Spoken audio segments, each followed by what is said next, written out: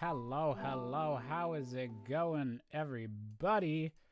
I hope that music wasn't too low. I just realized that I had that set really low on the YouTube audio. Oh my goodness. How's it going, y'all? Oh, I timed that perfect. Oh, good job, me. And good job, Rubrina. Thanks for resubscribing for 84 months. Holy shit. Can't believe it's been 7 years of subscribing. Where did the time go? Can't wait to see what the future brings. Thank you very much, Rubrina. Super appreciated. And also Kaizade with the 39 months. Another long-time supporter. Good afternoon, Josh. You've got some nerves starting a stream less than an hour before I go to work. In all seriousness, hope you're doing well. I'm glad I get to tune in for at least a little bit. Finally started the tabletop game I've been posting art for in the server this weekend. First session went great. Hope your weekend was just as good. I had a pretty decent weekend with a little bit kind of stomach troubles, but otherwise pretty good. And VHS, thank you very much for resubscribing for 66 months. Josh's summer plans, scalping Switch 2s. We're going to get that sweet, sweet Canadian tariff money that we're going to sell it to all the Americans. It's going to go great. Hey, how is everybody doing? Shout out to both everyone, YouTube and Twitch chat. Hope you're all doing very well. It's been a little bit. Okay, sweet. All those alerts like made noise and popped up on your guys' end, right? I'm pretty sure I still have all that set up good. I think. Switch 2 in less than a month, which means Deltarune in less than a month. Man, I'm about to sneeze. Give me one. Wait. 50% chance of a sneeze. Oh, shit. Now it's going away. Now we're going to have to wait like an hour into the stream, and then it's going to come back. Imagine Streamlabs working. I know. That's like such a shock. Just right off the bat, whenever I changed a bunch of things, that's unheard of. No, speaking of like upcoming games and just like how exciting the next little bit is, so I use this website called Backlogged. If anyone's heard of Letterboxd, it's basically that for video games. But it's a nice website for just kind of keeping track of like what games you've played this year, what your current game of the year is, and like your backlog and everything like that. So just nice for keeping track of your video game collection. And they also have a feature where you like just wish lists or whatever. It's like, these are the games I'm looking forward to. And so it pops up a little thing on your homepage that's like the 4 games you're looking forward to that are coming out next. And at the moment, this is an extremely stacked 4 games. Or this is an extremely stacked, like, just over 3 weeks. We got Doom coming out in 2 days. We have a new Elden Ring coming out in just over 2 weeks. And then, yeah, Switch 2 launch has both Deltarune and Mario Kart World. Very good next 4 batch of video games. And also, I'm only halfway through Expedition 33, and this one, we're going to be ranting about this game today. This is... Do you know how good a turn-based RPG has to be for it to be, like, on my Game of the Year list, like, already? Like, this early in the year? Do you know how good it needs to be doing? It needs to be hitting those moments for me to say that? For me, that game is so fucking good. I am so, like, just excited to talk more about it and, like, beat it so I can talk more about it without getting spoiled. Yes, no, I am playing Expedition 33. I'm a little bit into Act 2 at the moment. Yeah, I won't say anything else other than that. Just, like, please don't spoil me on anything because I'm super enjoying the story. But yeah, that's just fantastic game so far. I'm so pleased with how that game's turning out. And hello. Oh, okay. I just got YouTube chat working on my end. Perfect. And that is showing up on stream. Beautiful. Hey, Luxray. Hey, Kabu. So yeah, the plan for today, this is going to be a very chill stream. It's probably going to be a bit shorter than usual. It might not though, depending on, we are going to play a little bit of randomizer today, but before we hop into that, we're going to be testing out a bunch of different games. Where do I want to start with, like, just talking about the summer? Anyways, I spent the last couple days kind of cleaning up my computer. I did the actual like hardware upgrades a couple months ago, but now that kind of my day job's done with for a little bit, just because it's seasonal during the winter and everything, I've had a lot more time to figure out what I want to be doing for streaming.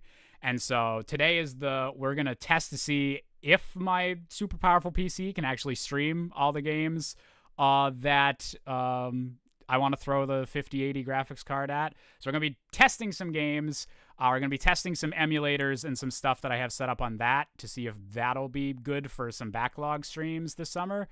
And then we'll probably just mess around in some randomizers for a little bit and, yeah, just catch up with chat. 'Cause I'm finally going to have actually time for content this summer, which is nice. Oh my gosh, I just missed a bunch of messages. Hey, Nintendo Gamer. Oh, glad you're enjoying the 64 Things Wrong streams. Very glad to hear.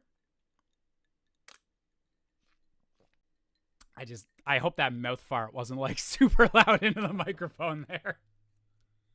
Just one of those loud mouth sips. Did you secure a Switch 2 pre-order? Holy shit! I haven't streamed since the pre-orders happened. Yeah, I think the last time I streamed was like right after Canada like had to delay their pre-orders at the last second. We were all like, oh god, price increase. But then they didn't increase the price of the actual console yet. But they did increase the price of some of the accessories. But yes, at the moment, I do have a pre-order for a Switch 2 console bundle with the Mario Kart and a Switch 2 Pro controller coming from Amazon Prime Canada. So we are crossing every finger and toe that those show up like on or close to launch day, that they don't get like super delayed. But yes, I did manage to actually secure a pre-order, which was a very nice relief after how stressful it was getting my hands on a 5080 earlier in the year. Man, not a good time for trying to get tech at the moment.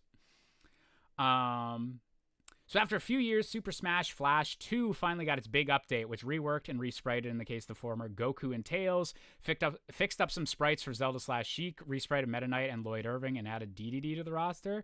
Damn! When did like Smash Flash 2 like even originally come out? That's because I feel like I mostly would have played the original Smash Bros. Flash, but I feel like Smash Flash 2 also has to be pretty old. And also, is that still on like the Flash engine? Yeah, started in late 2000s. Like, have they had to like port that to Unity or some shit yet? I thought like Flash was dead. I did see Claire's Easter stream, Luxray. Yes, very, very happy for them. That is super. Wait, I feel like this is an acceptable joke to make, but someone, I think someone said in my Discord that's a very innovative way to avoid the J name normal boots curse, and like true, that is one way to avoid that. Just reveal you were actually Claire all along. So yes, very happy for them. It is still in Flash engine. Damn, that is dedicated. I guess there must be like open source like people preserving Flash, even if it's not officially supported on like the web anymore. But yeah, I imagine that would be easier than like having to port to Unity or something like that. Did we get a new GPU then? Yeah, I've had it for a little bit, but I was able to snag a 5080, and for like the actual launch price, and now I think they're like literally $1,000 Canadian more than that. So it was one of those purchases that really hurt at the time because fuck, graphics cards are expensive these days.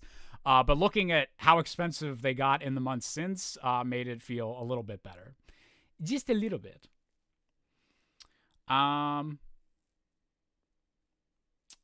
What else did I miss in chat here?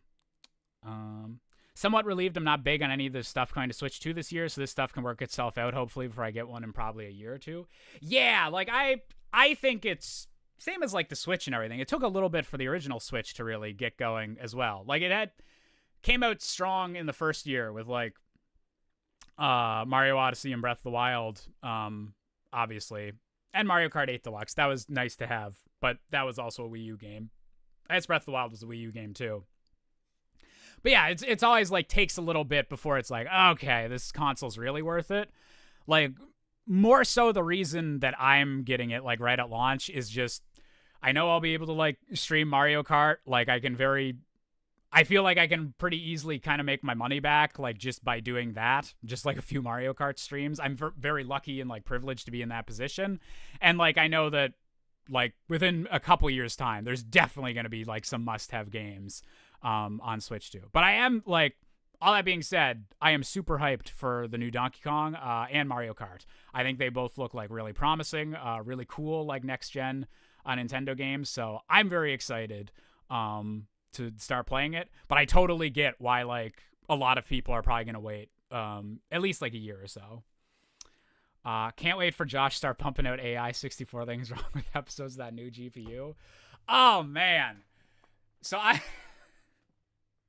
I had okay. Just 100% clarity here. You are never seeing generative AI stuff from me. Not happening. Not going to be a thing. But I have been researching generative AI. It's one of those I want to know my enemy type thing. If there's going to be change in the internet over the last little bit, like I want to know how it works. I want to know like where the technology's at.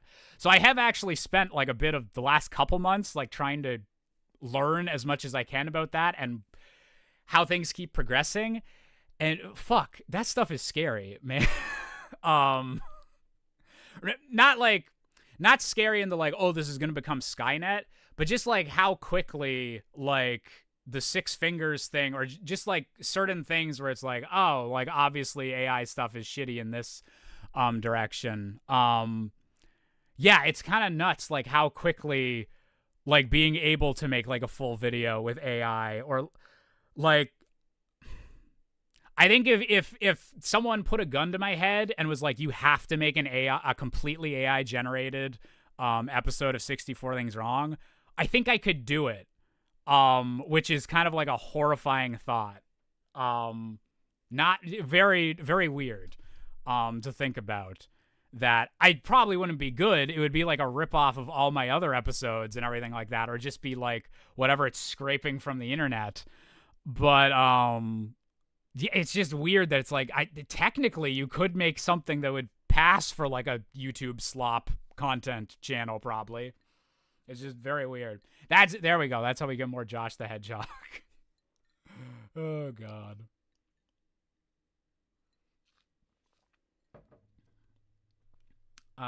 Rip your bank account on that expense. Oh yeah. Rip. I got to see the new Michael B. Jordan film Sinners yesterday, and goddamn is that movie good. That movie was great. But well, good and great. I accept both those terms for it. But yeah, me and my dad went and saw Sinners 2 nights ago, and incredible movie. Just really, really liked it. I think my Letterboxd review is like this movie is more of a love letter to music than like most musicals are, which like that's just extremely my shit. Yeah, really love that movie. Like even without how much like cool music shit there was in that movie, like I would still love it because it was just like good action, like just a good movie like with vampires and everything. But then like the extra layer of like how much it was like focused on like music and like making music and like what goes like just that is my shit. I love that sort of thing. So yeah, super recommend the movie Sinners. Bro about to post 64 things wrong with AI. Okay, actually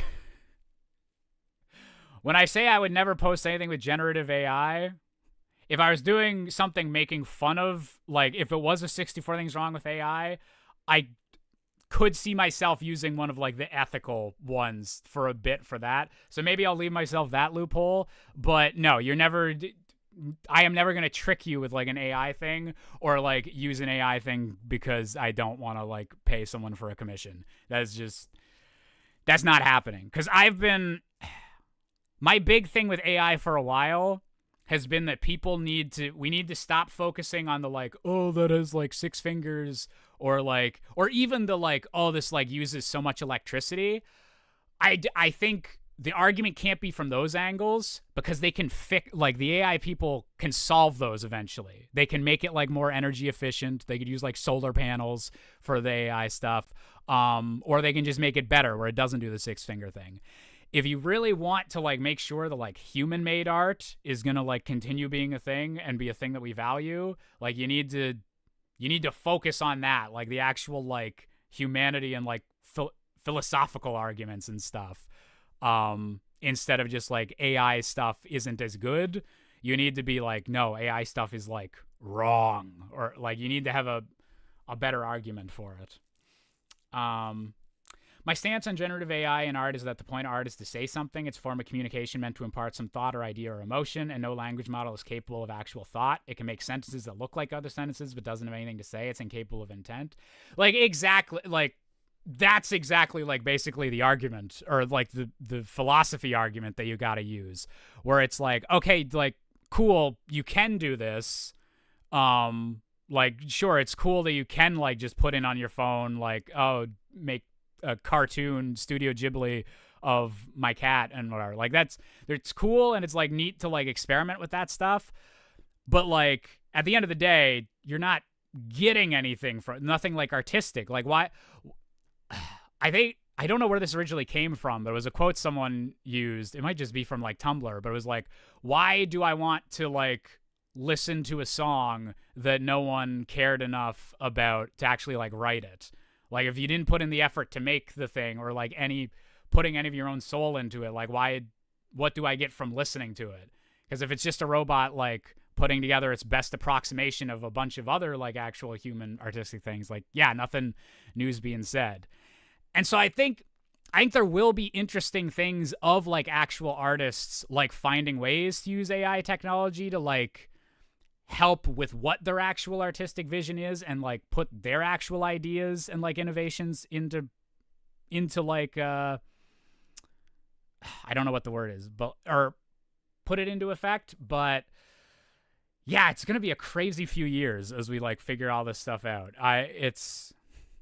As someone that's already been like going through like multiple years of like the state of like, what the fuck is like up with YouTube? Like, what does being a content creator mean in like the 2020s and everything? Like, someone that's had like a lot of existential like thinking about that, like the extra AI stuff like on top of that has been so apologies to anyone that doesn't want to be getting like too existential about AI, but yeah, it's something I've been thinking about a lot lately.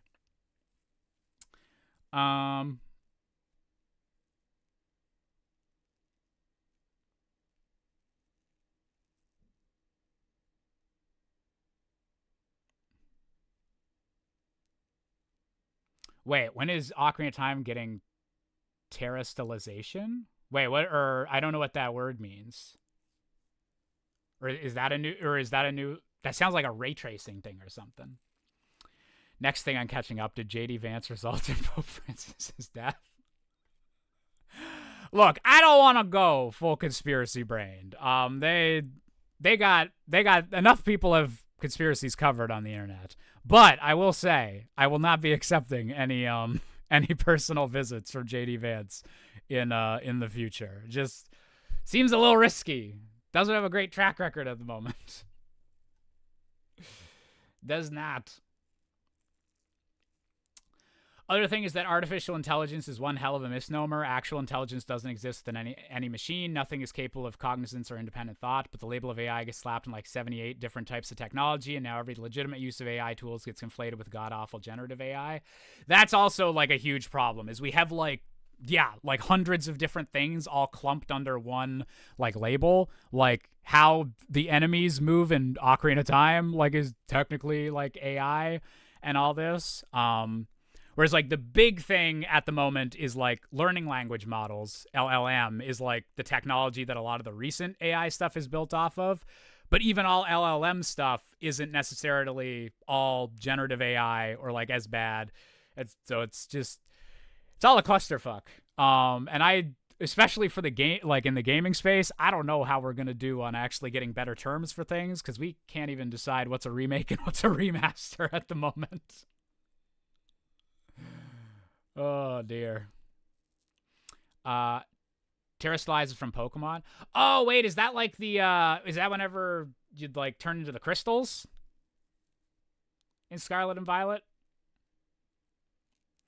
JD Vance's dreams of talking about Hello Kitty Island Adventure on your fave game has been dashed to dust.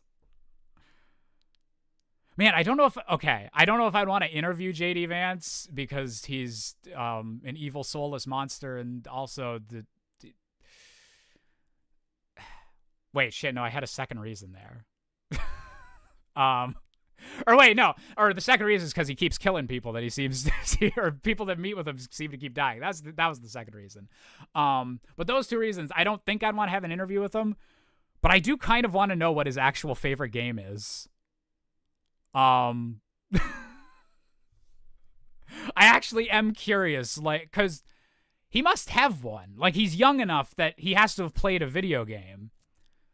Like, I would fully believe that Trump has never, like, actually touched a video game in his life.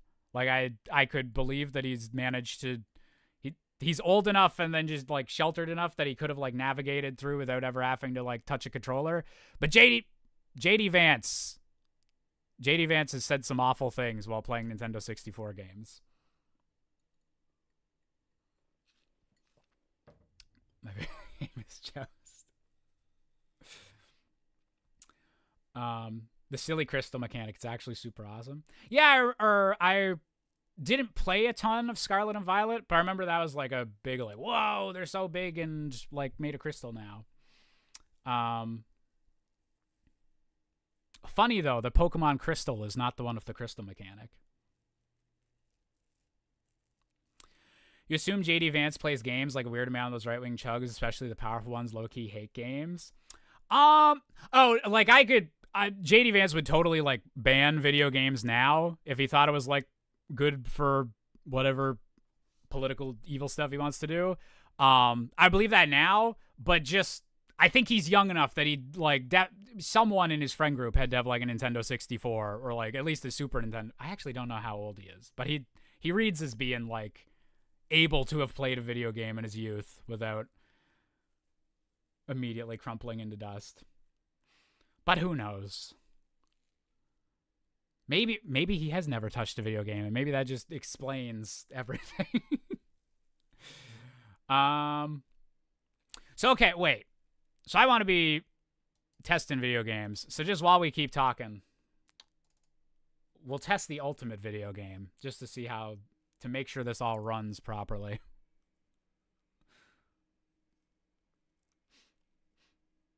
Hey, Wonderland. Hope you're doing good.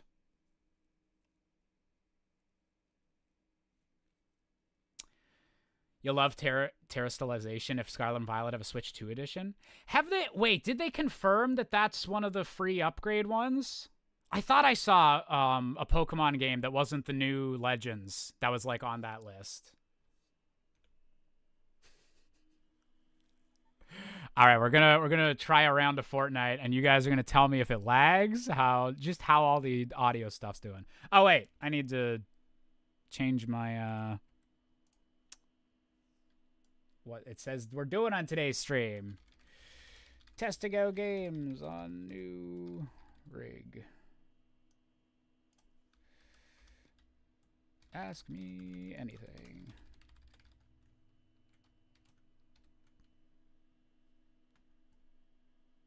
Does that work?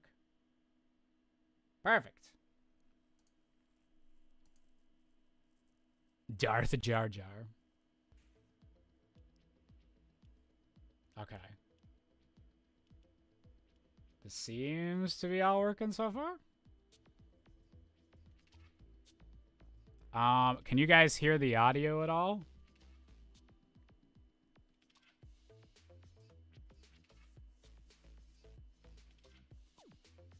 Scarlet and Violet is getting a patch. Okay. Interesting.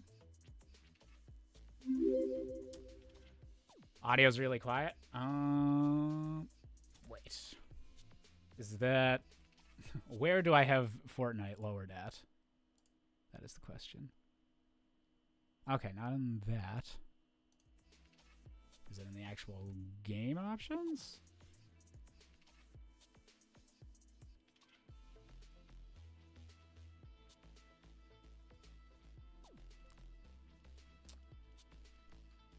Fortnite, where's your options? Oh, there we go. Okay, how about now?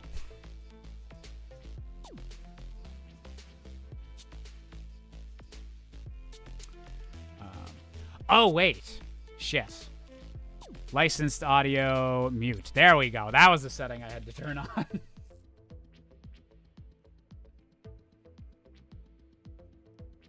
All right.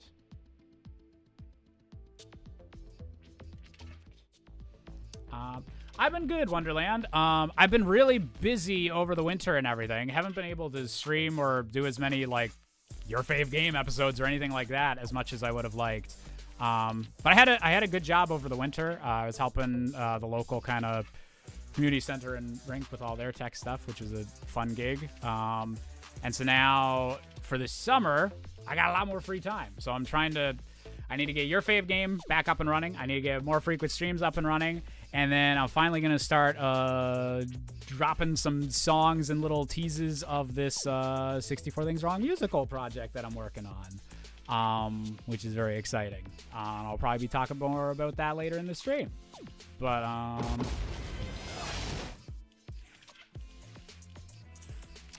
who do I want?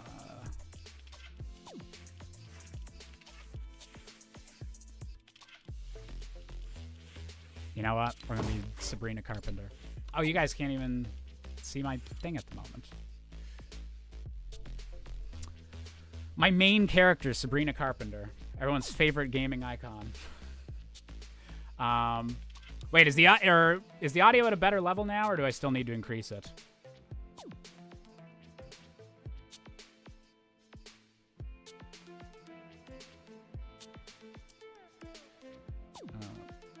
Wait, holy shit. Why did Restream just tell me that we reached 100 messages like 5 times?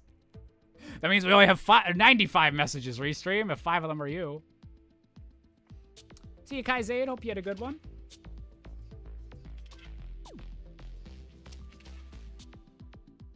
Obviously, it's a remaster of Clocktown Funk. I can't... Unfortunately, no Clocktown Funk on the track list for this new one.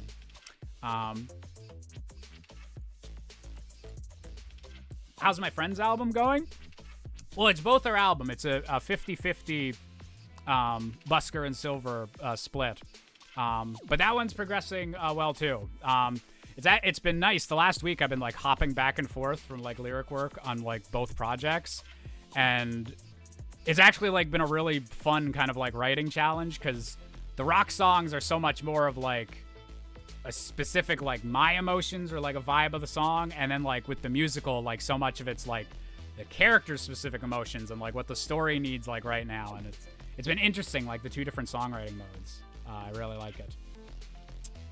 Okay, we're gonna hope this game actually runs well.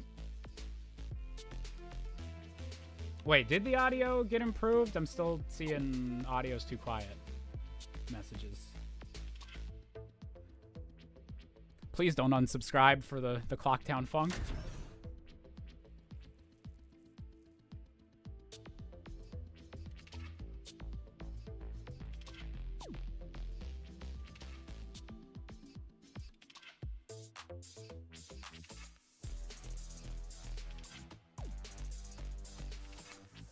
They don't have a channel yet, Luxray, but I think it's something they're considering. Especially once we get like the album out and everything. I'll definitely let you guys know more once we start promoting that one.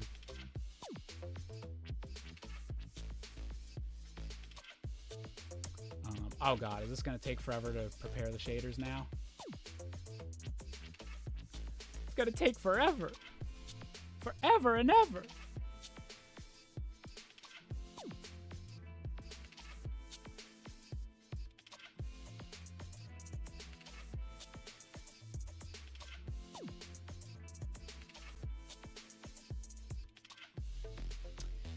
Did you hear that because of the Arc System Works leaks, there's a load-bearing Goku in Guilty Gear Strive? I heard that they had some big leaks.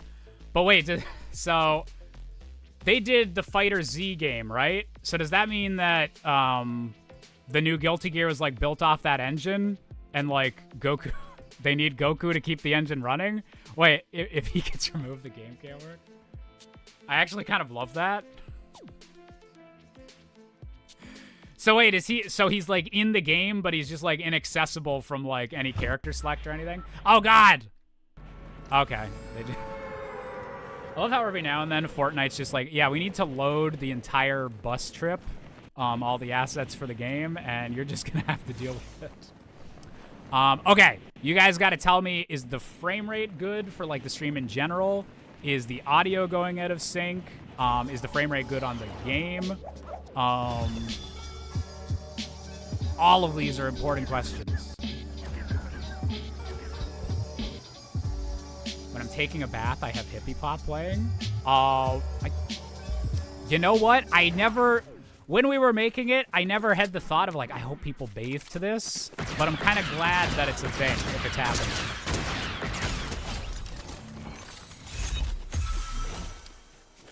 Okay. That's one person down, 99 to go.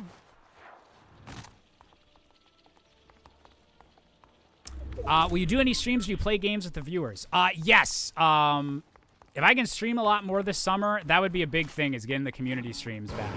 I definitely will want to do a big Mario Kart 8 community stream, like just before the new Mario Kart comes out. And anyone, I guess, that does get a Switch too, like we probably will play some Mario Kart World multiplayer and everything.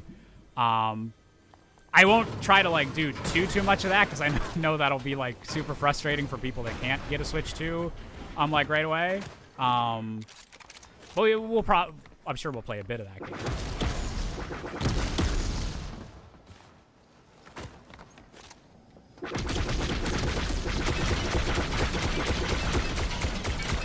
Also, if you guys hadn't noticed, they're doing like a Star Wars season on Fortnite at the moment, so like all the guns are only Star Wars. I'm not just getting very lucky with all my drops.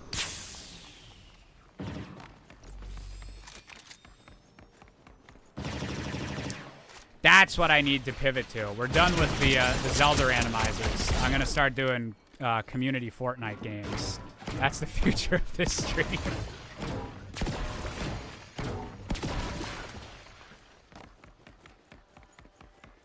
What do you want, Oscar Isaac? Okay, I'll steal a ship, I guess. Unless that was the only one that I just blew up.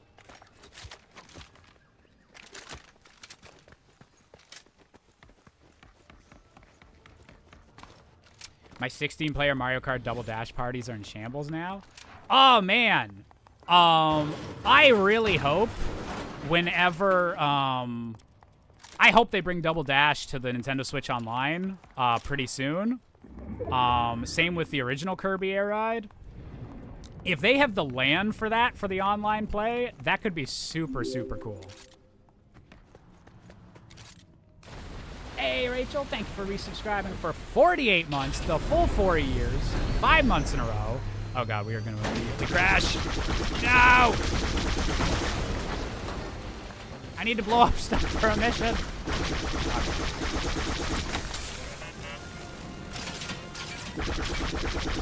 Unless a miracle happens, they're not adding Smash to Nintendo Switch Online.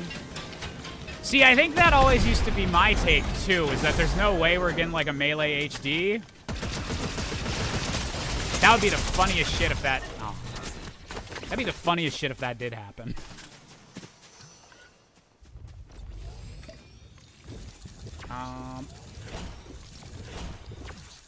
Okay, we'll try one more match, but is this all running good? Like, I'm still lip-synced, right? I'm not lip-syncing my songs. I almost was mean to Sabrina Carpenter there. I almost made a pop star lip-syncing joke, but I don't know if she's one of the ones that does that. So I will not assume. I'm trying to be nicer. I'm trying to be nicer to the pop stars. Gotta be nicer to the billionaires. Haven't seen X-Wing flying this good since the OG Star Wars Battlefront. I have seen a bunch of memes that it's kind of funny that Fortnite is like the closest thing to the original Battlefront games at the moment. Because I think the new Battlefront is like super filled with hackers, so like it's even less playable than the older games. Ooh, custom Robo on Nintendo Switch Online would be nice.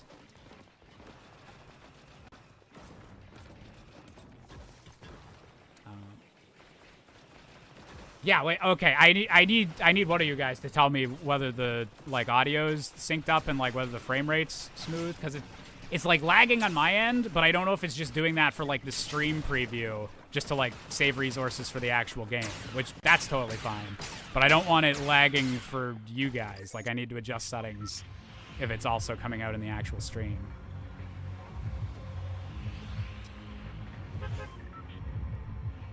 Oh shit! I actually completely forgot, Omega, that that they had done like a modern port of the original Battlefront games. Ooh, not ideal. Not ideal.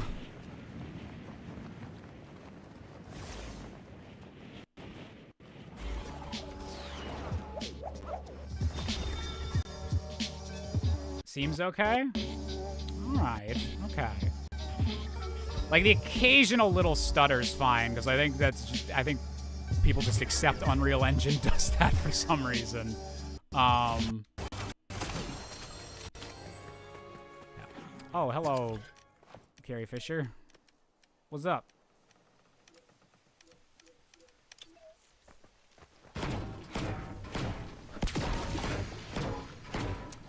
As far as I can tell, your webcam's all synced up to your voice. Okay, that's good. Even if the game's lagging a little bit, as long as it's not like actually screwing with the rest of the stream setup, that's okay. Me when I still use 5 CD-ROMs to install my copy these days. I still have, I don't think I have Battlefront in that format, but I know I still have the original Knights of the Old Republic as like a 5 or 4 disc, however many discs that was, set. So even if all of Steam comes down, I will always have my Star Wars from BioWare. Approximate Hero, thank you for resubscribing for 46 months. 4 plus 6 is 10, so I've been here 10s. Thank you very much, Approximate Hero. Super appreciated. I hope you're doing good.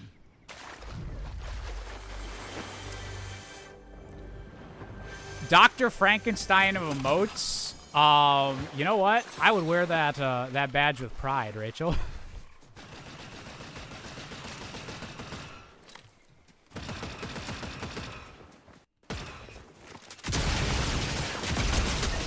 Ah!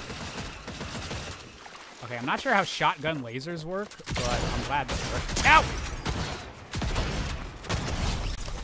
Never mind, I take back what I said. Shotgun lasers are a horrible idea.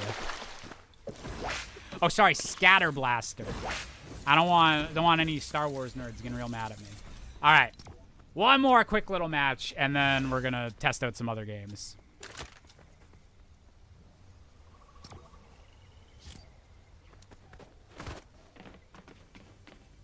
Okay, the gameplay looking smooth. That's good. That's good. Thank you, powerful graphics card, for working like a powerful graphics card should.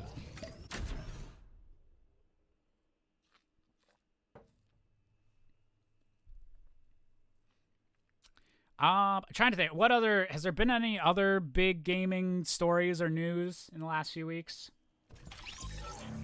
Anything I need to drop a patented Jish take on? He took my life and my state. I just wish they wouldn't loot me. Just let nature reclaim all of my guns and blue shield potions.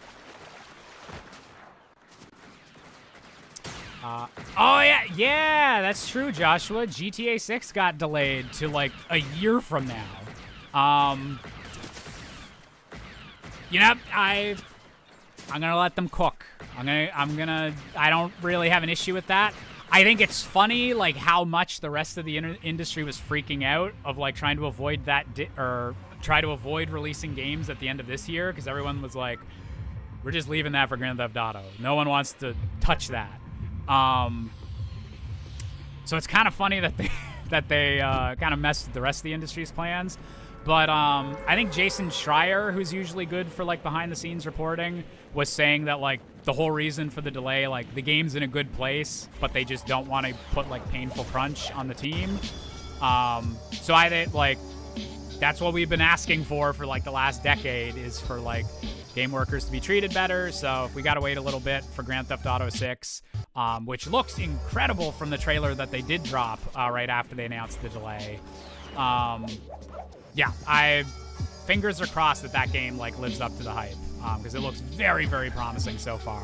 And Rockstar's last game, Red Dead Redemption 2, was like, in my opinion, like full-on masterpiece tier. Just incredible characters, incredible like technology, incredible gameplay, just mwah, beautiful. So very excited to see what they do with GTA. VHS, thank you for gifting a sub to Adam. Super appreciated. And congrats, Adam, for being subbed for, it's not saying how long, but I know it's been a while. So thank you for all those months.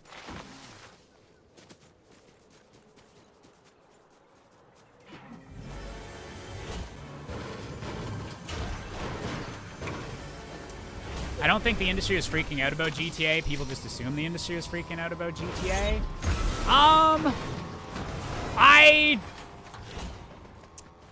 Actually, yeah, you know, that's fair. Like, I think people were assuming that, but there had been some companies that were very, like, upfront about the fact of no one wants to touch the month that comes out. Like, GTA 5 is literally the most, has made the most money of, like, any entertainment thing, like, ever. Like, movies, comics, video games, like, just absurd amounts of money, in general.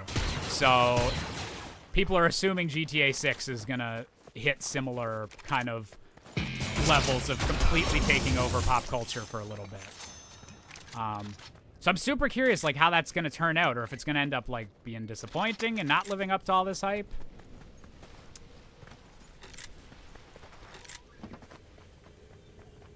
Can't believe they delayed GTA 6 to line up with the Silk Song release date. The bastards. Silk Song potentially coming out this year is... God, I hope that's the case. I hope that one lives up to the hype. Because that one's got, like, just so much hype built up for it now. Like, I'll feel bad for them if they just, like, only make, like, a pretty good or, like, very good game instead of, like, the mind-blowingness that people kind of seem to be expecting.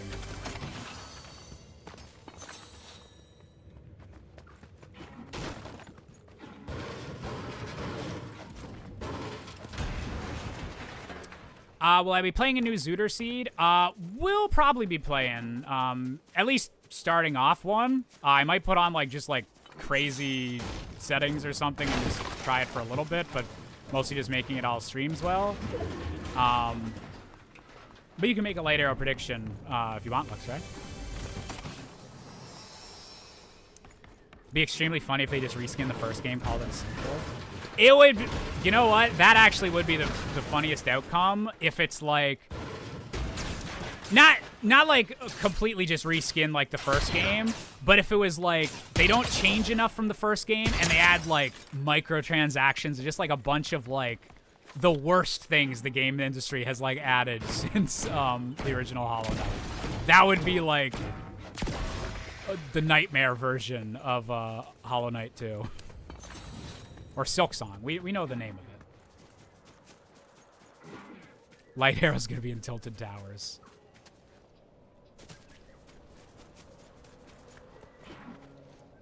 Last GTA game was released on the PS3 at 8 time.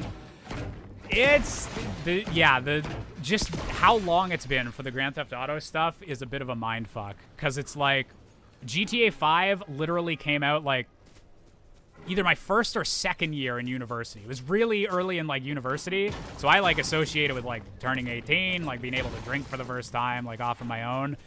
And, like, now I'm 30, and GTA 6 is coming out, and it's also, like, oh, fuck, I am either going to, like, By the time GTA 7 comes out, like, I am either gonna be, like, have kids of my own or be, like, the coolest fucking uncle, but, like, my life definitely won't be the same, like, as it is now. It's just, like, very weird to think about of just, like, how many GTA games is there left in my lifespan? Not to get too existential, but... Oof. Or like how Todd Howard, or like a similar thing, like Todd Howard is like said a bunch of stuff and being like how many Elder Scrolls games does like he even have like left in him and everything? It's like, ooh.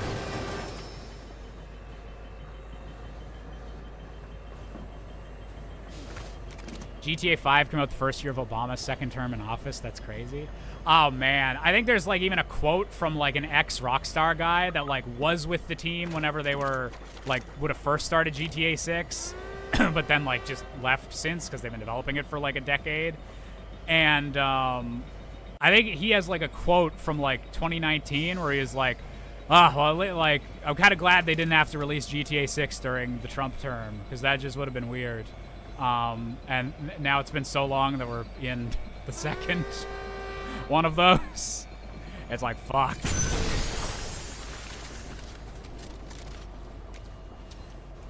Give me all your loot. Thank you, train.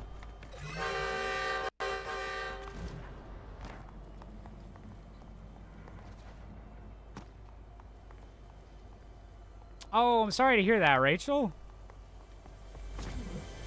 Sending you all the love.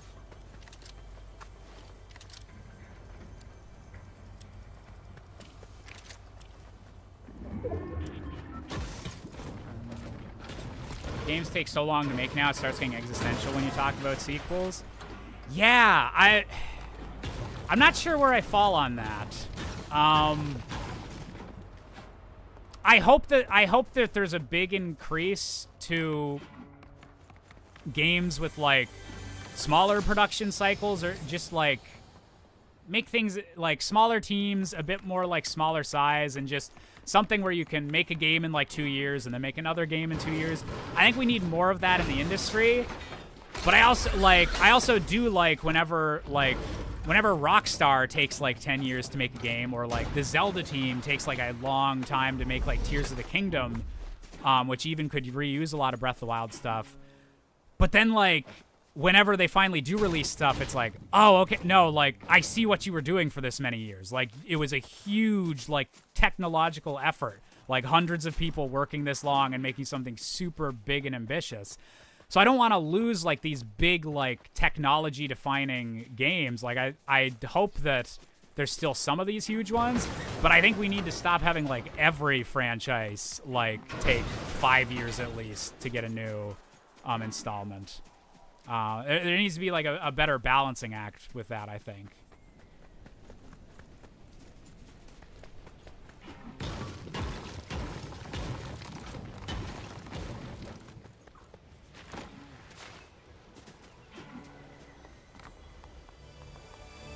Need more Astrobots? Absolutely. And we need more Expedition 33s. Holy shit, I'm really enjoying that game. Please no spoilers, as I'm only in Act 2. But anyone that has Game Pass and likes either turn-based games or Sekiro-style, like, parrying, like, timed dodging and everything, like, style combating games, please check out Expedition 33. Holy shit, that game is so good. And it was made by a lot of, like, first-time developers that they kind of just assembled over the internet, led by a bunch of people that were ex-Ubisoft and wanted to make a game of, like, their own without just having to, like, work on Ubisoft franchises. And, yeah, just, like, an entirely, like, French development team. Super-duper impressive. And just, like, a love letter to, like, turn-based, like, JRPGs, like, the PS2 era, like, Final Fantasies. Just so impressive, and like the variety and like kind of stuff that I really hope we see more of in the games industry. So good. I'm enjoying Expedition 33, but I cannot see it as the masterpiece everyone else sees it. I don't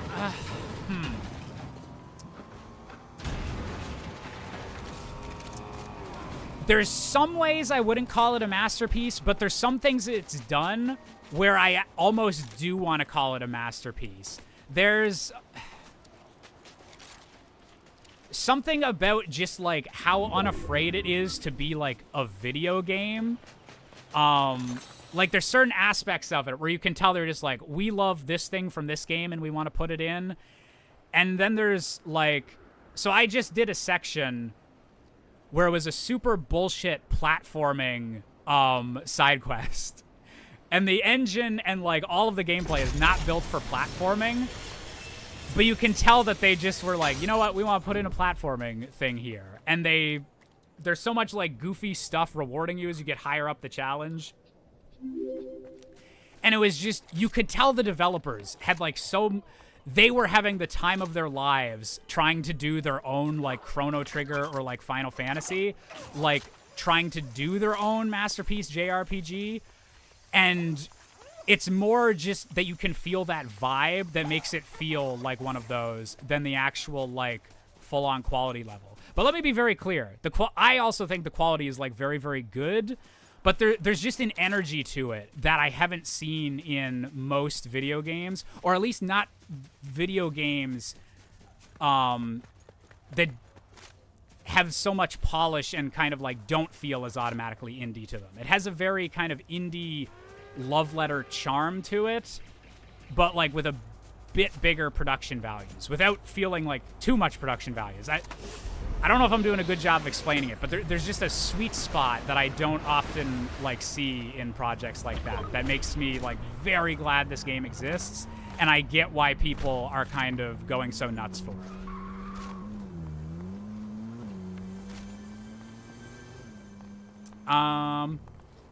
Do you think Wind Waker on the Switch 2 will have Game Boy Advance support for the Tingle Tuner?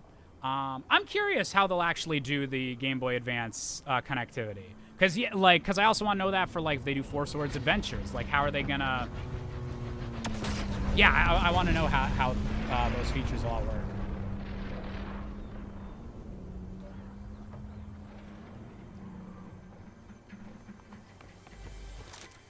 Probably not going to have GBA support on GameCube, Nintendo Switch Online.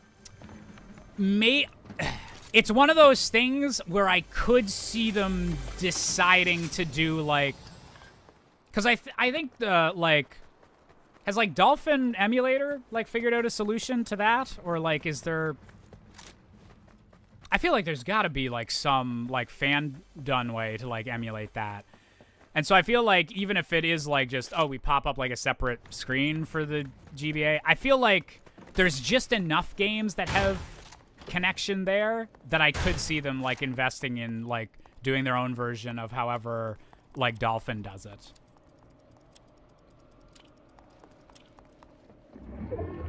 That would be the most Nintendo way to do it, is the GBA GameCube stuff is only available if you have 2 Switches. You can use a Switch 1, but you have to use, like, a separate console for the actual handheld thing. That would be, like, the most, like, Nintendo why way to do it.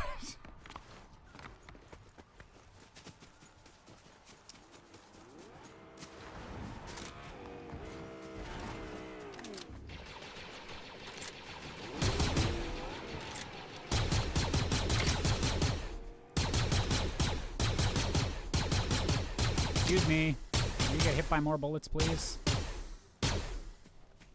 Oh my god, I have the scoped one right here. What am I doing?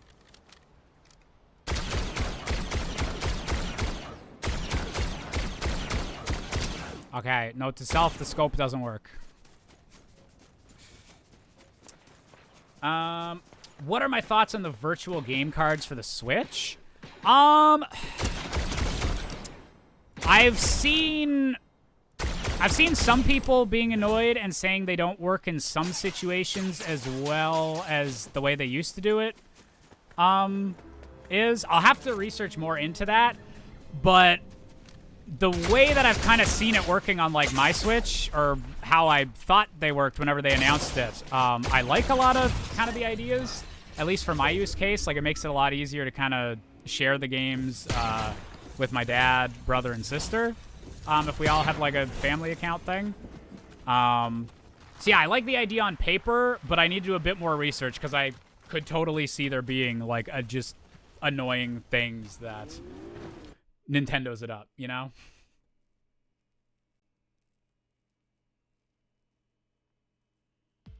There's a lot of controversy over the virtual game cards and how they affect game sharing. Yeah, like I know there's been something controversial about or like some old methods that don't work as well anymore, and I need to look like more into that before I can give a take. Because if they have like if they fucked up things in a way that like makes it like less consumer friendly, then obviously I'm not gonna like that. But I kind of liked the idea like on paper, but only if it like works the way that it sounded like it worked on paper.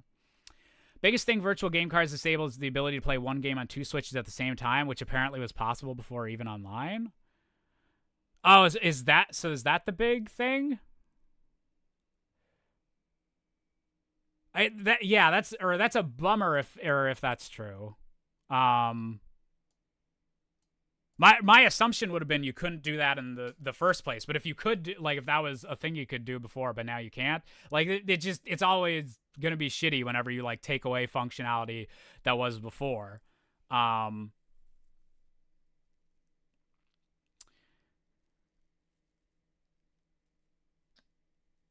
the big thing, yeah. Yeah, no, that's annoying. If you already had like a setup where just you'd like share the games like that, that is annoying. Because I guess I was always used to, it would always be my account that was like the default one on my Switch. So that meant other people like couldn't really play my games unless they like signed in on my account at the same time. So I don't think those could be on at the same time. But if the other person's Switch had my account as the home one, then we would have been able to do that because I could just log into my account. I think I'm remembering how the Switch one used to work. Yeah, or like kind of like a loophole thing like that.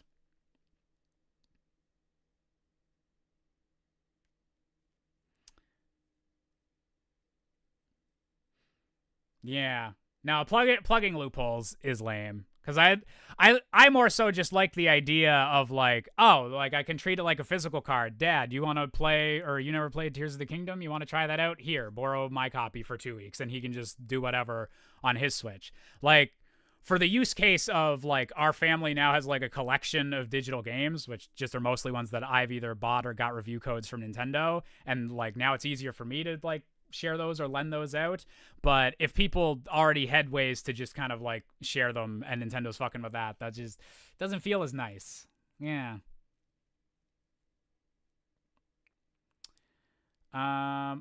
Okay,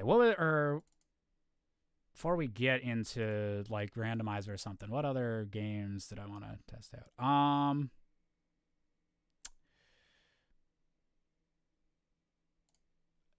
Let me try. We're gonna try Assassin's Creed Shadows. I think that's the most like demanding PC game I have at the moment. I want to see how that runs. I still got 1 day until Doom the Dark Ages comes out. Then I think that'll be the most intensive PC game. But let's see how this works.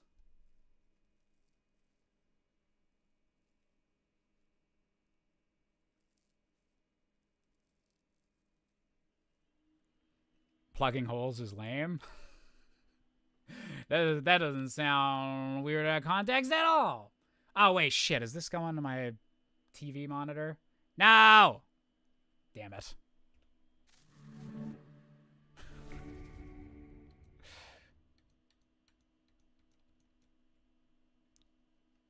I forgot that I had that game set up on the other monitor.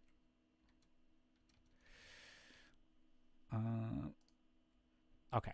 Bye, Assassin's Creed. See you never.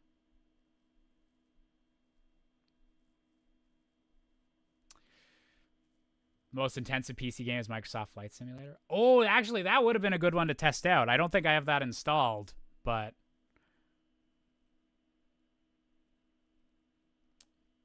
hey, clip.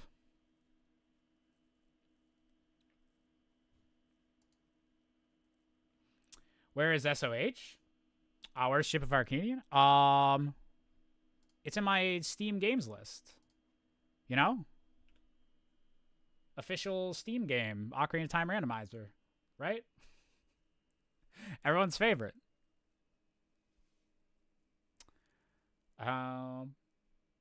You ate my ship of Arcanian. You ate the entire boat?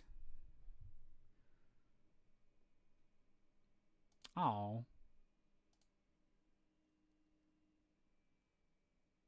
I don't know why you'd want to spell out random country names in my chat, Brian. It's kind of random. Kind of LOL so random.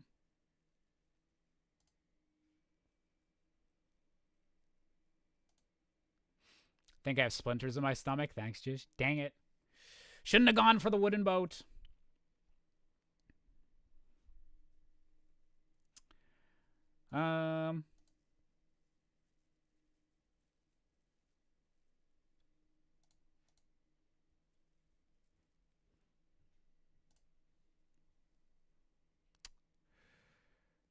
Okay, so I can't do Assassin's Creed without resetting up the TV. What's another intensive one? Actually, you know what? I'm not in any story parts of Expedition 33. I might do just a couple random battles on the overworld. Haha, you guys have to watch me do my level grinding. I've tricked you all.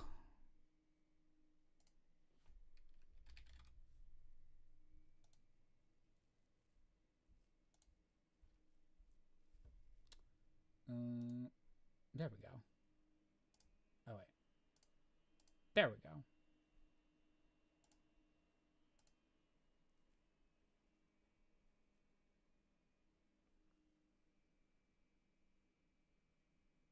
Damn it. I was going to say he didn't get the R in that time. That's impressive. He had 2 whole accounts ready to go.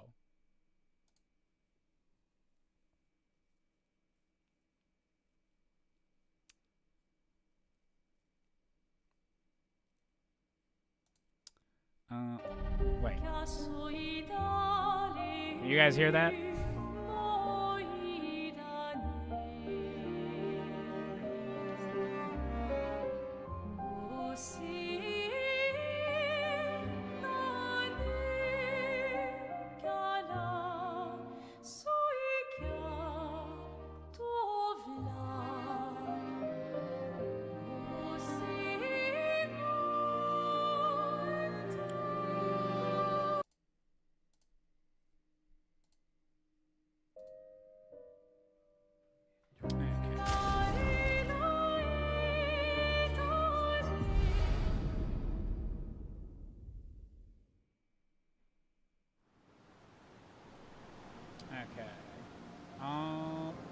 Is the audio and visuals on this one looking good?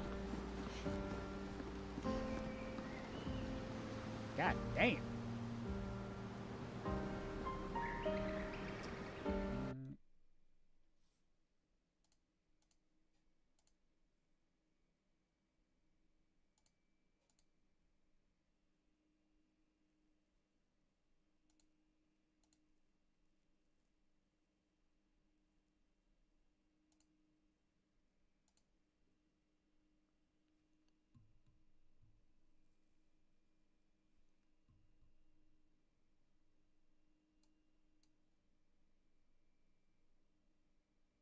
Visuals look kind of fuzzy. Oh yeah, did that change the resolution a little bit? Okay. Okay.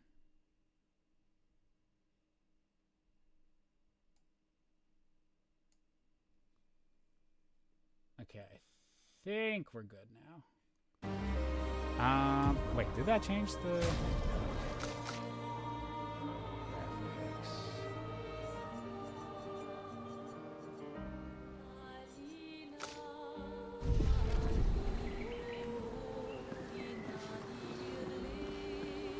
let me go find an enemy to fight, and then let's see how this runs.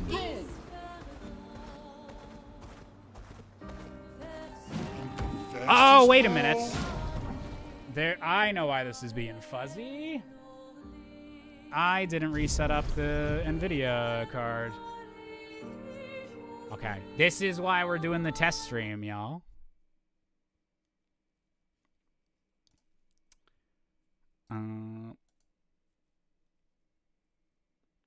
Yes, I gotta turn the resolution scale back up too. But it wasn't using the most recent DLSS thing, because I reset that last night.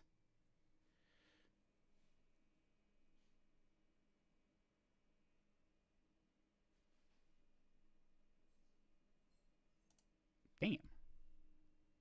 Persistent motherfuckers.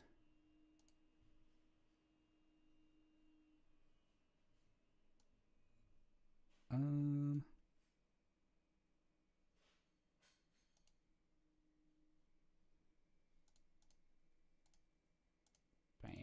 Bam.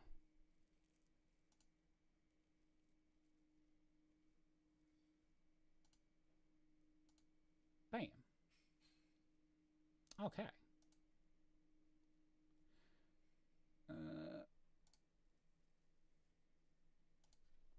Okay. Okay. NVIDIA. Why do I have 2 Doom the Dark Ages?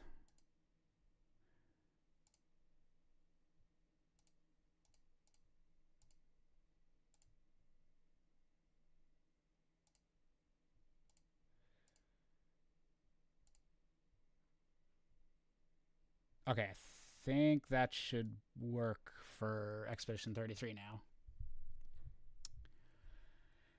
Josh, what's your favorite color combo? I don't want to steal from the pan flag thing, but like I do like the kind of like, well, no, because the pan flag's like full on pink, but I kind of like the like magenta or like red, yellow, and blue, like just like the trio kind of thing. Yeah.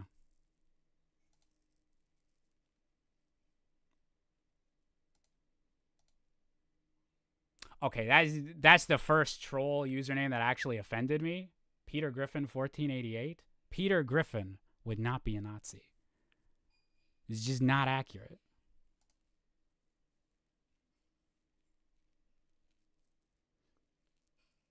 Joyce. Okay. NVIDIA's good.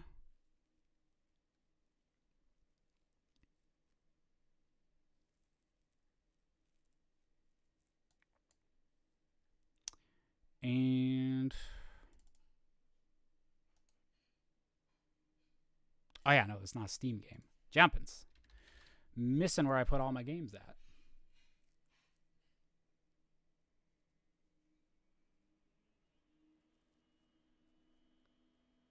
There we go. There we go.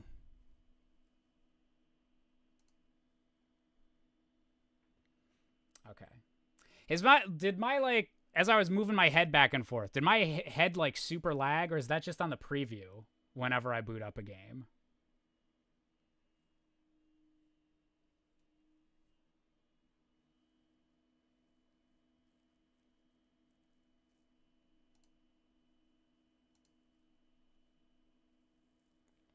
Might just be preview. I think it's just the preview. I just it sucks because if the preview's lagging, then it's like, well, is that previewing a lag that's going out to the audience, or is it just lagging the preview and saving all its good stuff going out to the audience?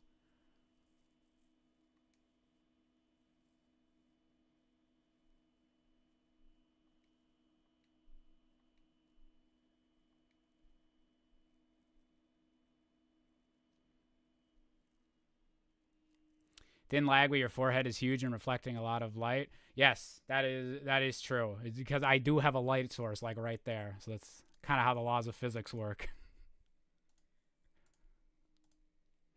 Now I'm seeing a bit of lag on stream. Okay. Boot it up a little bit. There we go.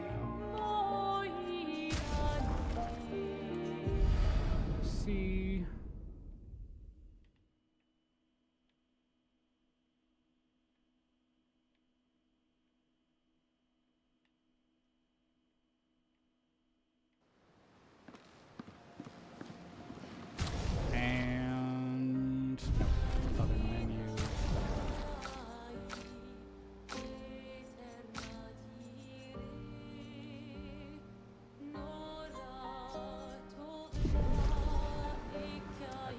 that less pixely?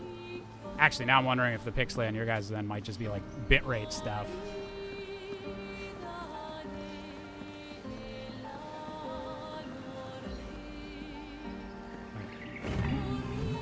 My bouncy boy. Okay, we're just gonna find an overworld fight and see how that holds up.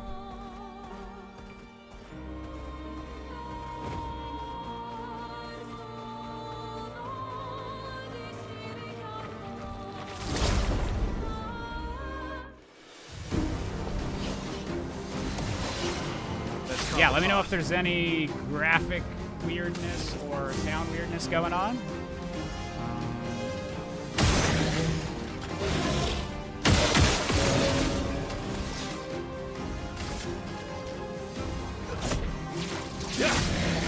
Let's call the bitrate is crunching the game a bit. It really didn't like the water. Okay, yeah. I wonder if there's a way for me to fix that, or if it is just... Yeah, I have to see what my max bitrate I can do and what Twitch's max bitrate is. See how that'll work.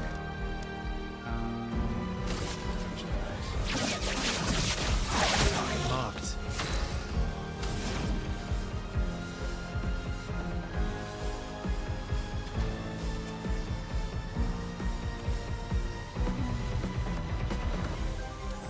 Doing a scam job offer messages earlier today, and the spammers here. I might be carrying a fraud curse around my head. Sorry, everyone. Oh no, paid to see this. How could you do this to us?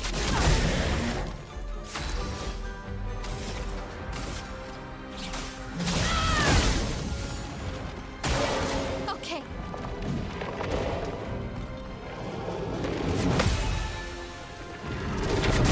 Ah, shit. 1 out of 2 parries isn't bad. 0 out of 2 berries is pretty bad.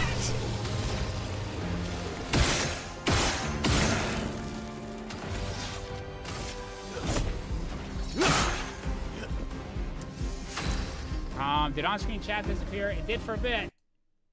Is it safe to come back? Yes, it is. Okay.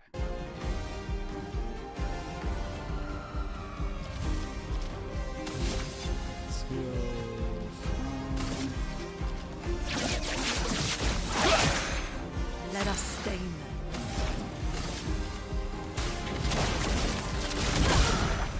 I probably should have revived the other girl. Oopsie.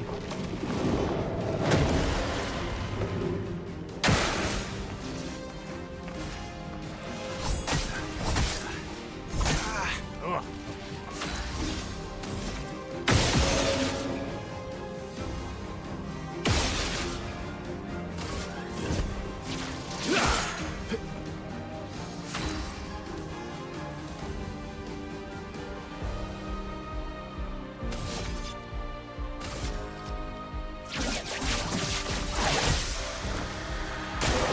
Bring it on.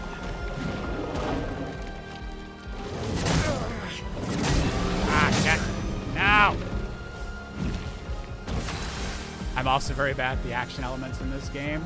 It's interesting, because, like, there's some enemies where eventually it's like, oh, this is easy. I know the rhythm to this right on. But then there's other ones where half the time you get it, but then if you miss the first one, it's like, okay, I'm just dead for the rest of this combo.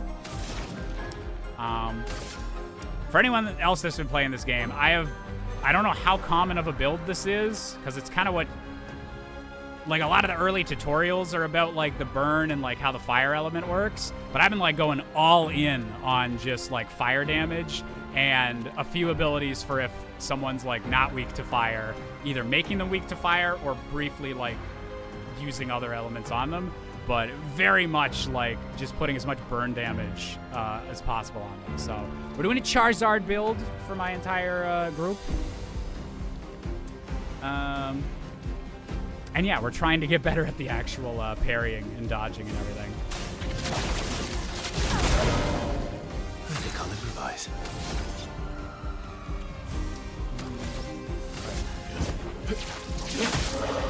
I've lived through worse.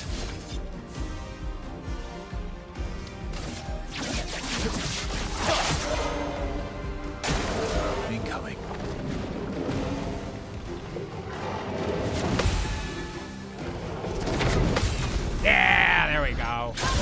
See, that's what you're supposed to do.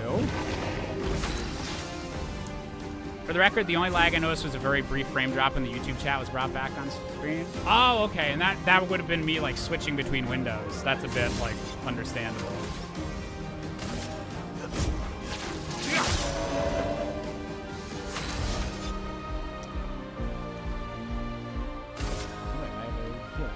This. I'll use your fire. I would have lived. Just try it.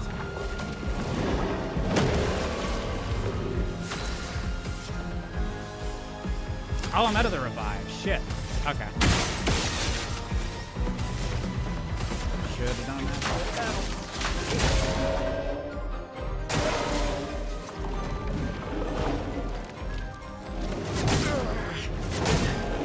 Stuff. Okay, I blocked the last one. My turn.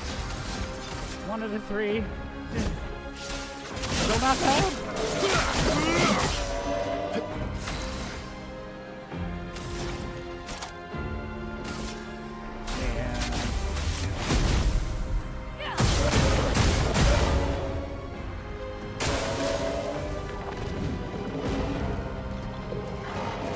Didn't really need it. Good stuff. There we go. And that's why this game kicks ass. Because you get to do your Sekiro parrying shit, but then also all your good Final Fantasy goodness. Yeah, really, just really loving this game overall. Really, really loving it. Shit. So, was there any other ones that I wanted to test out before we hop into a rando?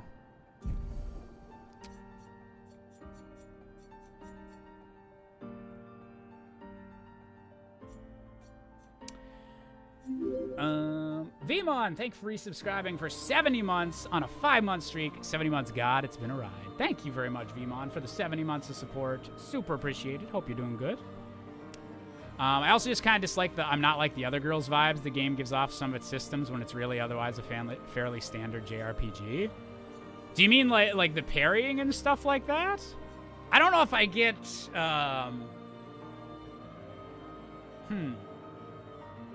That's not the vibe I get from it, but I'm not a huge... I guess that's my problem, is that I don't have a lot of experience with, like, more traditional JRPGs or, like, turn-based RPGs, so I wouldn't really be able to tell if there was a little bit of that going on. Because I enjoy kind of the action elements to that, where it feels like they were, like, paying a lot of homage to Persona with kind of how they, like, all the flair and everything, but with just a bit more of, like, the Mario and Luigi Paper Mario input. But actually, I think it does a really good job of feeling like kind of like the next step compared to, like, how Paper Mario or, like, Mario RPG and the Mario and Luigi games, like, do the action type thing. Yeah, I like how it feels like, oh, there's a bit more in the traditional RPG direction, or, like, there's more depth to it than you'd get from those games, with still, like, the bit of the, like, kind of combo stuff. Over-reliance of context clues for storytelling, I should say. Ooh, okay, I actually will... I haven't tweeted about this, because I didn't want, like, maybe the story will work a bit better for me later on, but I will... It's not that the story's not working for me. But this is actually a game where I wish it had kind of the traditional RPG, like Mass Effect style, or even like any like AAA game now, open world style, like a codex of this is the lore, these are the characters I've met, and all this stuff. Not because I want more of the game's like world explained to me in general. I like how they're vague with some stuff. But I wish there was a codex or, like, a journal. And it's weird because some of the characters, like, in the story do have their own journals and everything. But I wish there was more of a journal so that I knew what the human characters know about the world going into this. Because there's a lot of stuff that seems mysterious to, like, the human characters like being in the new land type thing.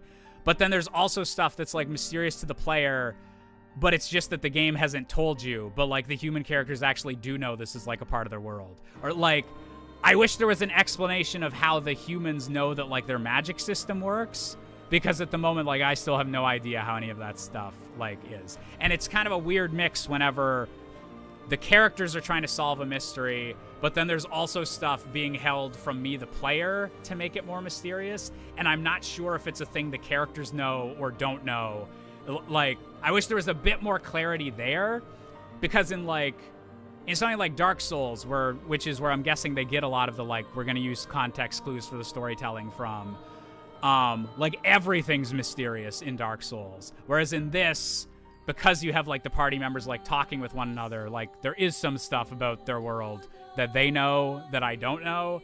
And it's a weird kind of mix of the different kinds of mystery. So I agree with you on that, Kabu, where it's a bit weird how it tries to do the Dark Souls storytelling while also having, like, a party that actively, like, talks to one another and everything. It's a weird kind of combo. But I'm also kind of hopeful that later in the game, there'll either be a reason for that or something that'll make that, like, balance work better for me. I'm not sure. We'll see how it turns out. We'll see how it turns out later.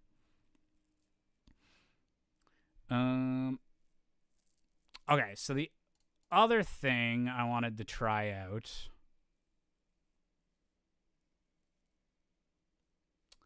Now I think about it, looking back, I'm in sub through 3 apartments, Zooter 1.0 to current, multiple 60 frames raw games videos, the super sub stream where gift subs became a thing, and the 5 and 10 year YouTube channel anniversaries. Holy shit, it really has been a ride. Yeah, I think it's next year is whenever it's going to be 10 years since, like, all the Twitch, like, sub badges became a thing, and, like, streaming actually became a big part of my content creation stuff. So it has been a ride. It feels really weird.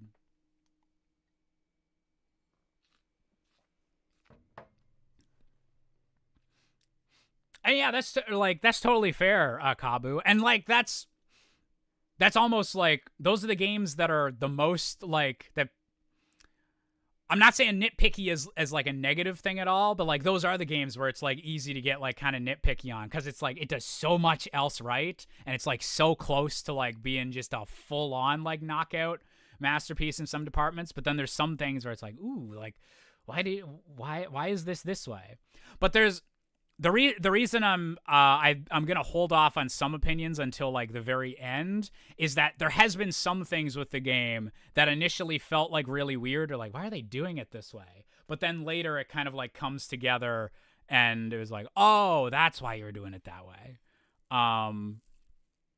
So yeah, I'm very interested, like, how I'm gonna feel by the end of the game.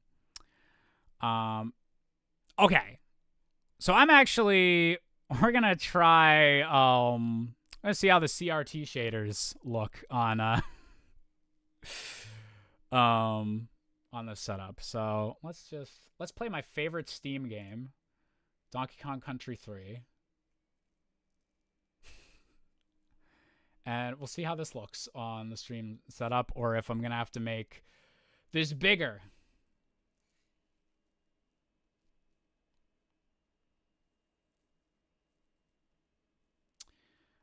Do you hear the Mario Party 4 got decomped? Yeah, I retweeted a thing about that.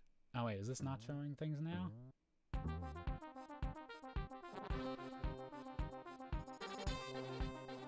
Oh, wait.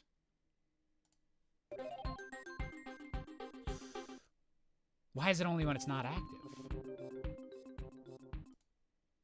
Okay. Let me try one. Oh, wait, I can't do that when this is on here.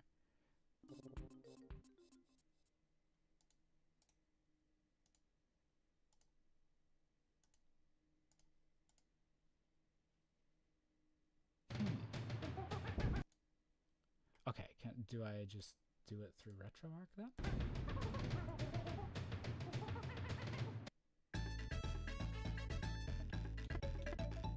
Okay, I think there we go.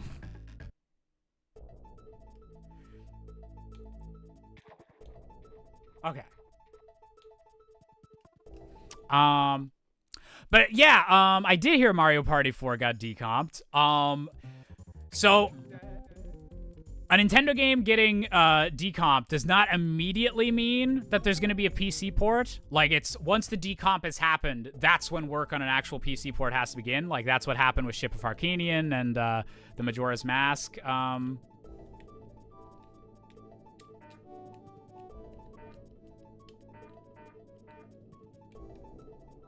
Oh, wait. Why would, the controller wasn't working for a second. Weird. But yeah, so it's not guaranteed that, like, we're going to immediately get a PC port. Like, there has to be dedicated people to, like, work on that. But I would love for, like, the first GameCube game to get a PC port being randomly Mario Party 4. That would be super funny. Okay. Can you guys hear the audio for this game? And also, like, how do the visuals look? Is it too distracting that there is literally a reflective border around the CRT for this?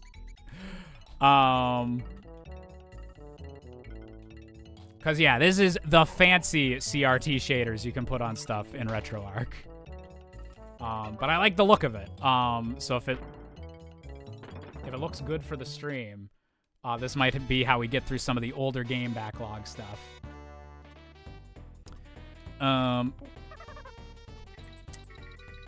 Add on to good news, Cat Icarus' wife just got through her last round of chemo. Oh, that's such good news. Oh, that's so exciting.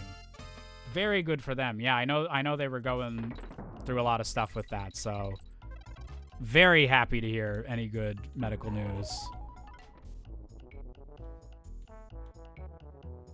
Kitty Kong lives with Funky Kong. They hang out a little bit.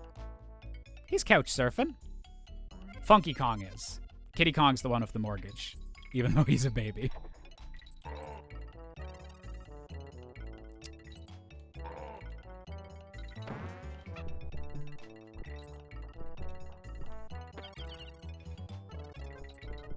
Okay, we're going to be doing just some rapid fire games from my collection. Just to make sure different emulators work on this. But yeah, Super Nintendo's working good, so that's nice.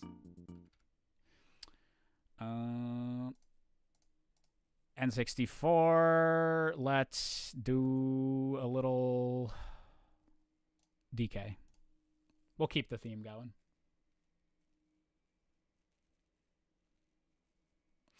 We'll keep the theme going.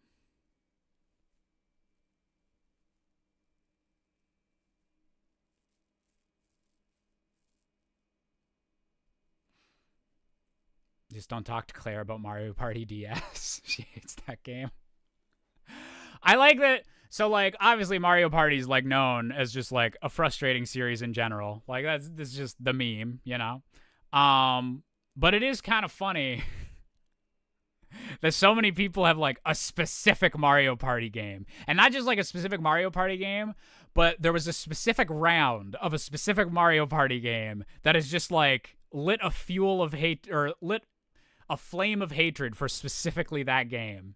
And I think I've heard it for, like, every different Mario Party. Like, I know a person who was like, that's the one that almost broke me. Wait, is it working? Excuse me. Uh-oh. Oh, wait. DK64 may be the one game that I can't do because I think I fucked up trying to add the Swap Kongs Anywhere mod to it. Let's try... speaking of worst Mario Party games...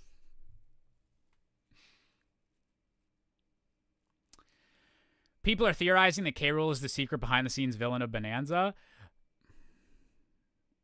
Nintendo. It's not... Okay. I can still love Donkey Kong Bonanza without K. Rool. Like, I can accept. Nintendo likes to do their new villains for some of these games. That's totally fine. It's not gonna stop me from giving the game a 10 out of 10 if it's a 10 out of 10. But, oh my god. If they make a 10 out of 10 game and also they pull a fucking Ganondorf and Twilight Princess for King K. Rool, I will lose my shit. I will die a happy man. There's a shocking amount of evidence piling up. Wait, what's the, or like, what are the evidence or hints? I know that I saw some stuff where there was even a reference to like the Donkey Kong Country 3 like world map being kind of impressive or like being hidden on a map or something. It was like, that's a deep cut Easter egg. I know there was a few things where people were like, no, Nintendo's not like giving up on the Rareware games. Like there's so many like Easter eggs already in the game. But if there's a lot of mentions relating to K. Rool, that's actually really interesting.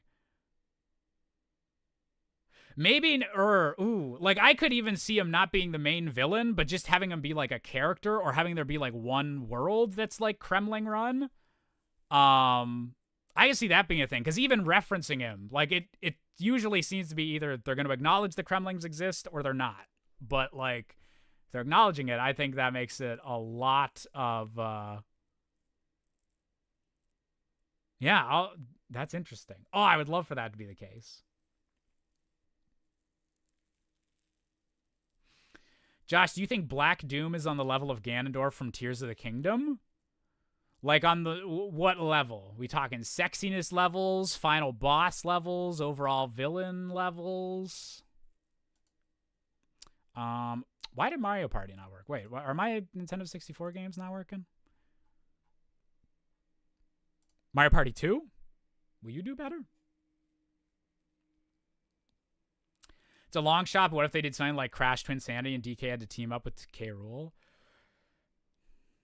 Vmon, okay, I just said Expedition 33 has been really impressive to me, but we get playable King K. Rool, then I'm going to start really losing some shit. Okay, so Mario Party 1 and DK64 apparently just don't work. But, maybe Mario Party 2 is apparently much better. Cobra, thank you very much for resubscribing with the 106 months. Super appreciated. How you doing, my dude?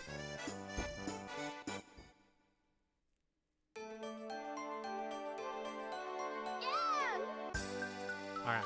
Is this looking and sounding good as well? No, we don't go to Rules Land. Shit. Give me Minigame Land. I just want to play like one thing. Make sure this all works.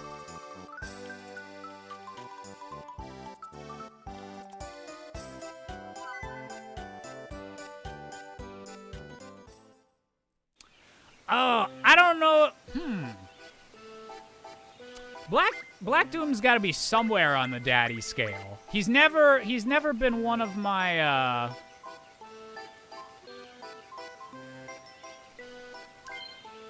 he's never been one of my like main like video game daddies, but I'll acknowledge he deserves a spot on the list. I still need to play Sonic and Shadow Generations. Okay, you can't just go right into minigames on this? Heck you then, game. We'll find something I can just hop into.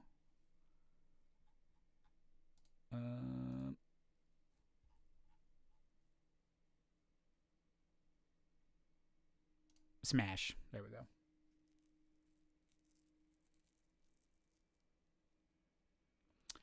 Mario Party 2 is the only Mario Party that I would actually call a genuinely good game.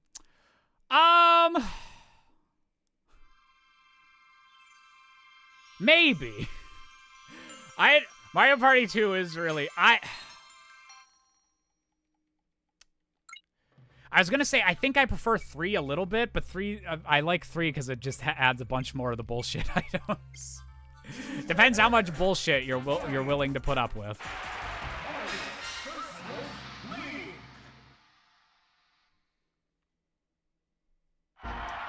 Just clocked out of work 6 minutes ago. Started back on Sunday after being out from carpal tunnel surgery recovery. Last 2 days in a row. Big orders and had to bum rush them. Grab, scan, throw in cart. Skip bagging till the end. Oof. Ooh.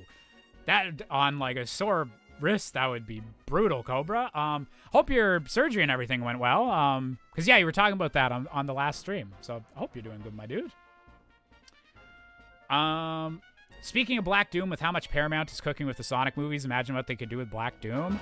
Oh, I cannot believe we live in a timeline where it's like, yeah, I could see them like doing a Shadow the Hedgehog spinoff. Just flat out. Keanu Reeves would probably like just prefer or like a nice paycheck that doesn't need him actually doing the John Wick stuff. He can just voice act the John Wick stuff. Like, that'd be very good in my opinion.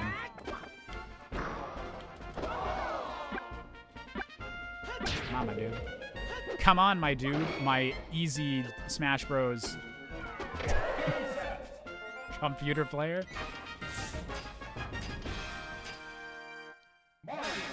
Oh, wait. I need to... Thank you for reminding me Smash Remix exists, Atom Bomb. I need to make a ROM hacks folder, and that's got to be one of the first ones going in there. I've been trying to put all my games like just on my Steam list for organization. Okay, we got...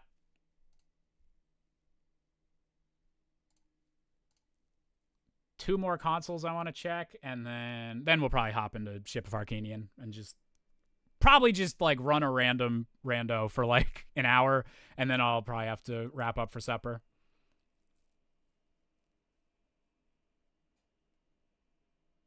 Oh, that's so good, Cobra. Very glad that's going well for you. Okay.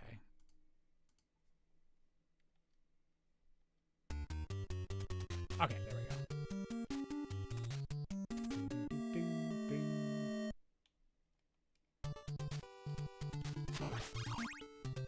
And I'm so sorry that I keep like just quizzing you guys, but the audio and visuals are still have been holding up on all the emulated games, right?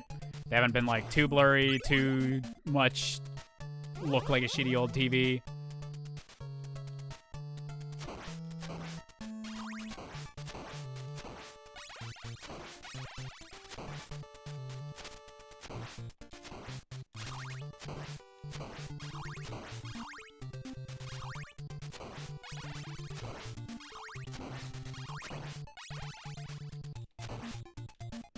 Get out of here, puppies.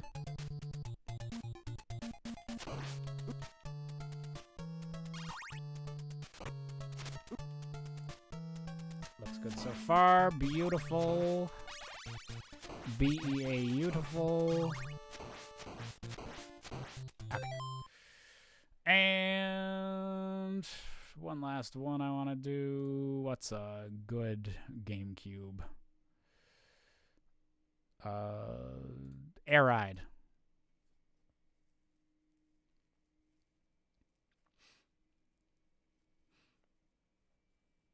Can you imagine, Cobra? Not like there's so many people that put like a lot of pride into like, I saved up. I got like it was in the back of a corner of a warehouse, so it was never used until like 2015. A Sony Trinitron like CR like. People go ham to get like one good, like well-maintained like CRT TV for like if they're professional Melee players or something. So I'm just imagining like it's the meme of like if I win the lottery, I won't tell anyone, but there will be signs. It is literally gonna be just I have a CRT for every console. Free run.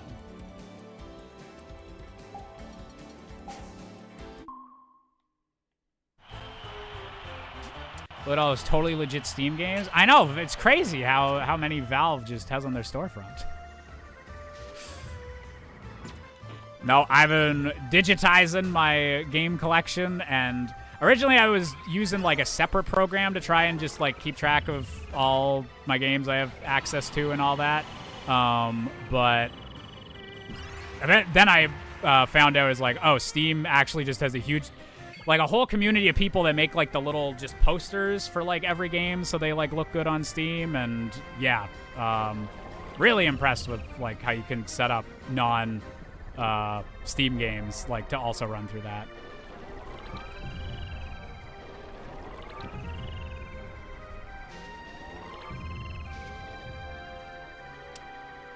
Got to mention earlier, but congrats on the giant middle finger to Trump a few weeks ago. I was watching the returns come in on stream. I'd never watched Canadian elections before. It was fascinating. Wow, I hadn't even like thought about that, but yeah, there probably was like a lot more Americans paying attention to Canadian elections than there ever would be. Yeah, no, that was a stressful election night, but I'm pretty. Out of the choices we had, I think things turned out pretty good for that election. Now I'm in the full-on like, okay, now we just need the parties to stop only shitting on each other. We have a government that's going to have to work with some of the other parties, so I just hope they can figure out some good plans, focus on Canadians, and do some good shit. And if they don't do good shit, get mad at them and complain. But, at least y'all Canadians didn't go full fascist. Yeah, it is actually crazy how quickly the polling on that turned around whenever Canadians are like, wait, we don't want Diet Trump. We don't want that. Because even, because to be clear, like, the Conservative Party in Canada did, they gained, like, a bunch more seats than they had, like, before. Like, they did gain a bunch from people who were, like, kind of done with the Liberals being in power for, like, 10 years. But I think, a lot of the Conservative ridings that, like, did win, they were the ones that were being, like, regular Canadian Conservatives and were like, no, we're not going to do the, like, just shitting on our opponents thing or, like, complaining about woke or any of these, like, culture war things. Like, they've talked about stuff that made more of an impact with people. Like, the big thing from the election did seem to be that, like, even though, like, Conservatives did better, the Liberals did better, and, like, the third parties were kind of the ones that got screwed, but it was just, like, a big thing of, like, we don't want this type of shit in Canada, please and thanks. Like, just chill.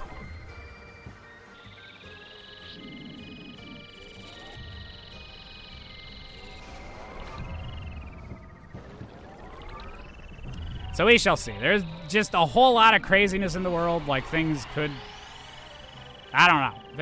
go crazy in a lot of different directions, but I am hopeful that, like, hopefully some good shit can come out of the next little bit.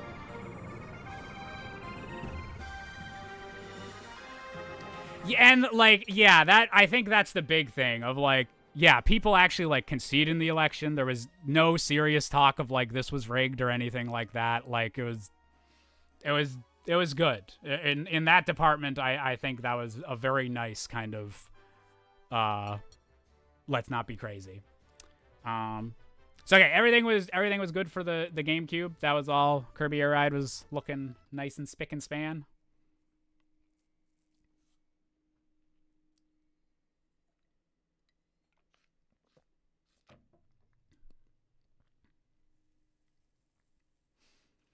I mean, you have some Twitter/TikTok misinformation BS, but it wasn't widespread. Oh, yeah. And like, with the state of the, like, you're always going to get that. And you're not even just from the right. Like, there's also, like, crazy super left-wing, like, misinformation about, like, the elections. Or basically any political angle that you want to find, like, crazies or people taking it too far, you can find on the internet. But I think it's very important for, like, the actual party leaders to, like, have at least a bit of faith, like, in the system, or, like, to be able to say that, like, yes, okay, like, democracy happened and we did not win democracy this time. We would like to try again next time. So we're not going to burn down and storm parliament or anything like that. I like that the actual politicians seem to be, like, calming down, even if, yeah, you're always going to get some people that are going to keep things up online. Looking all CRT. Nice. Very nice.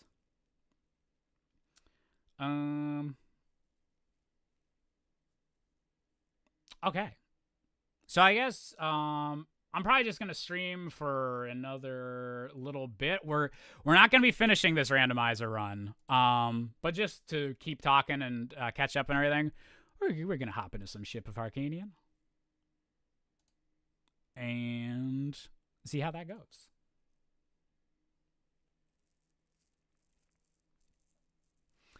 Still cackling that Pierre lost the riding he had held for 20 years and ran off to be a conservative in middle of nowhere Alberta to make sure he keeps his seat.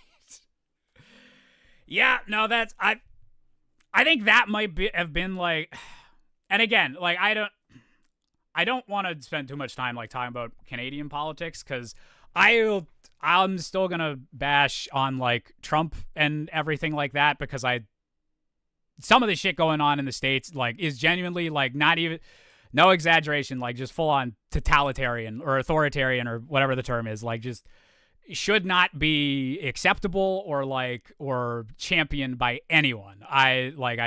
Some of that stuff is just like so beyond the pale disgusting that I think it's beyond politics. But like I'm not here to shit on any Canadian conservatives or anyone that voted Canadian conservative or anything like that. But I do think in general it was probably a good thing that the Liberals only got a minority, so it's not going to be a thing of like everyone being super upset that there's going to be like no concessions or like balancing out between perspectives. I feel like there would have been more backlash if it was like an immediate majority type thing, but it being like a minority but super close to majority probably feels better. But then also the fact that like so much of the like Trumpness of the election was coming specifically from Pierre Poilievre, who is the leader of the Conservative Party, for those that don't know who is running.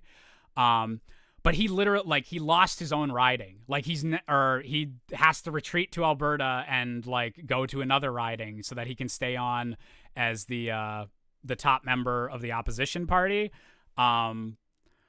But I think that was just a really nice, like, no, we don't, like, we want politicians that are actually going to tell us, what are you going to do to make the country better? What are you going to do for the people that is going to make people's lives better?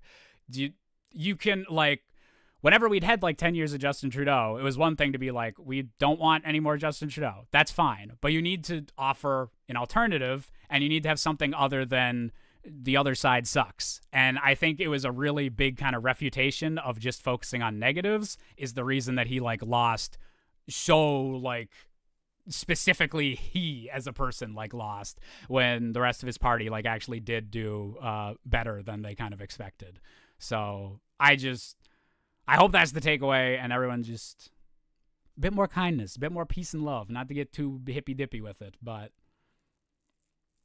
we sent a message that if your entire platform is just Maple MAGA and anti-woke crap, you're not going to win. Exactly. And I think that's like, I like that was kind of the message without it being like, just like, no, fuck like all conservative or like anyone right of center. Because like, even if you are like a left-wing person, you should want like good principled like opposition and stuff like that. And so I think that was at least hopefully a step in that direction. But again, the world is crazy, so we shall see. And like, I don't trust any politician as far as I can throw them. Like now that Mark Carney's in, he does any shady, stupid business shit, I'm gonna shake my fist and get really upset about it. But yeah, emphasis on principled opposition. Yeah, I just want people to have principles, and to like, yeah, principles, just a nice thing to have.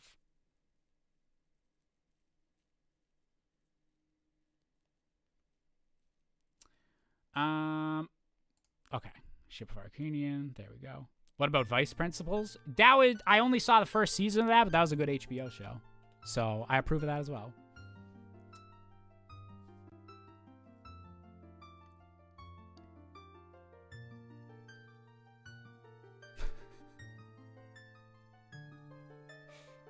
You know what? I'm happy for you in Jesus, Pika. I prefer that random message than the random messages I was getting in YouTube chat earlier. Okay. So, for Ship of Arcanian, again, we're not doing a full seed today, but I will say, for the next stream, we will be doing a full seed. And the next stream, we are starting the training regimen. So, for the next few seeds, we're going to be doing some skull sanity. We're going to be doing some pot sanity. We'll be smoking some pot. And we're going to be doing some, like, every grass could have an item in it. And while we do that, we're going to be using the check tracker. So, the thing they added to Ship of Arcanian, and apparently it is legal for races, but just, I've always been doing the memory thing, but for the training of learning where these skulls and like where all of, like, the pots are, where all the different grass shrubs are in the game, the check tracker shows you every check that you have access to in Logic for whatever area you're in. So it's just good for a checklist of not... I have not been using the check tracker at all. I need to emphasize that. The entire time I've been playing Ship of Arcanian, I have never used this. Because I am so much of a nerd that I've memorized so much of the item locations. But that also leads to, whenever I forget one, it could be really bad. Or whenever I do a new setting, it's a bit too much of a mindfuck to, like, keep everything going and do, like, a fast seed. So maybe I'll just stick with the check tracker for now on, but for at least the next little bit, for the training regimen of getting back in the doing some fast seeds, I'm going to be having this just off to the side on the other monitor. And that's going to hopefully just get us back into, all right, this is the good Ship of Arcanian ones. Yeah, no, map tracker, I definitely wouldn't need, but just like the check tracker of like, okay, this is still available in this area and all this stuff, like, that's nice.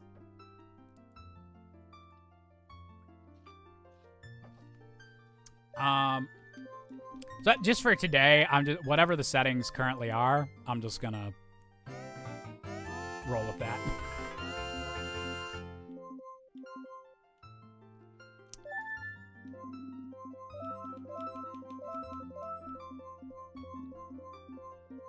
Still use map track for Majora's Mask and Twilight Princess since I'm still learning them. Oh yeah, I will definitely be using the maps for at least Twilight Princess. Majora's Mask, I could maybe just do like the check tracker. I don't know if I'd need the actual map. But Twilight Princess, we would be starting with the map, yeah. After all these years of what haven't we checked yet, you've earned it. Thank you, Paid to See This, for seeing this my way. That's my thoughts on the matter. I've kept all this stuff in my head so well for you guys over the years.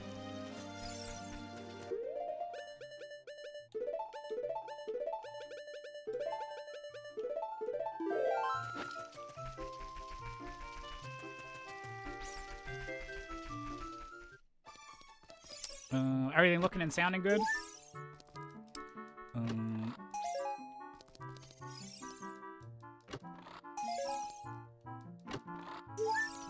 Okay, Mido, you got a useless house, my dude.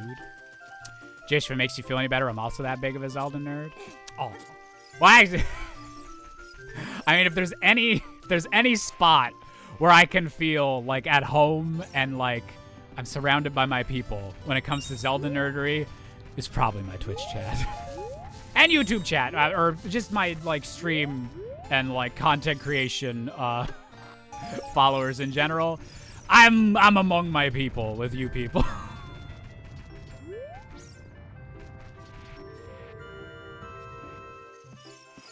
Rainbow Link. Yeah, we got the rainbow tunic on. Just kind of slowly cycling through those.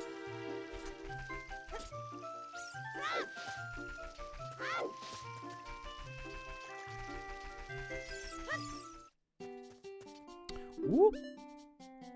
Okay, 185 on the progressive scale.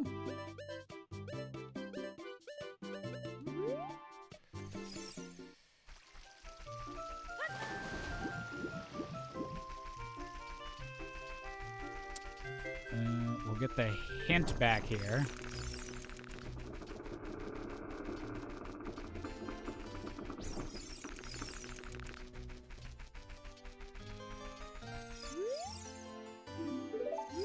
Ganondorf will appear in the next Mario Tennis. Good to know. Good to know.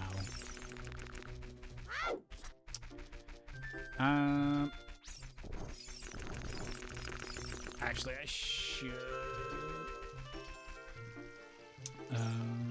Scale equals Kiri shop 5.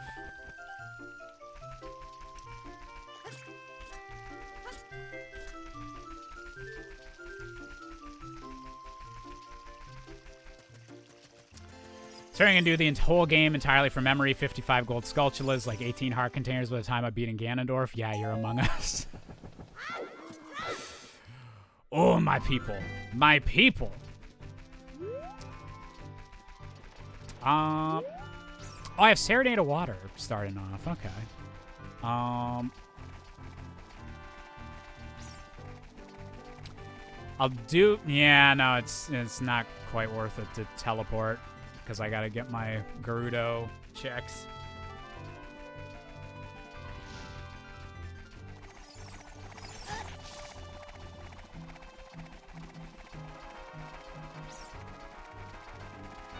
I'm hoping Steve would be in the next Mario Tennis. Like Minecraft Steve? Like Jack Black? Wait. Have I streamed since I saw the Minecraft movie? Have we talked about that?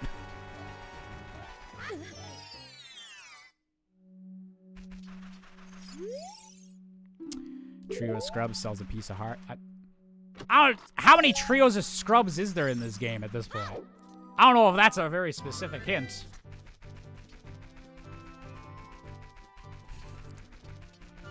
I love the Fantastic Four Say That Again meme.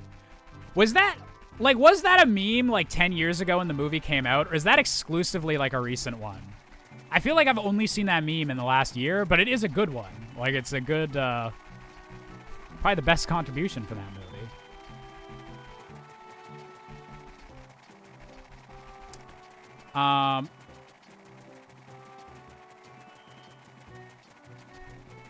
Oh, best of luck, Luke.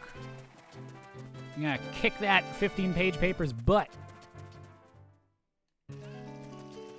Yeah, I think overall I was pretty positive on the Minecraft movie.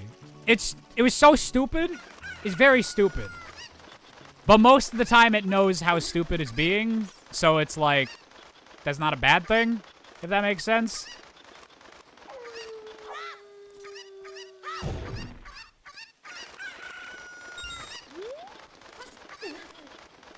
Okay.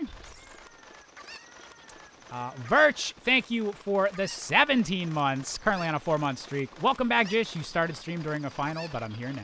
Oh, well, I hope your final went well, Virch. And very good to see you. Hope you're doing good. Watch the unfinished CGI version with friends and maintain that's the best version.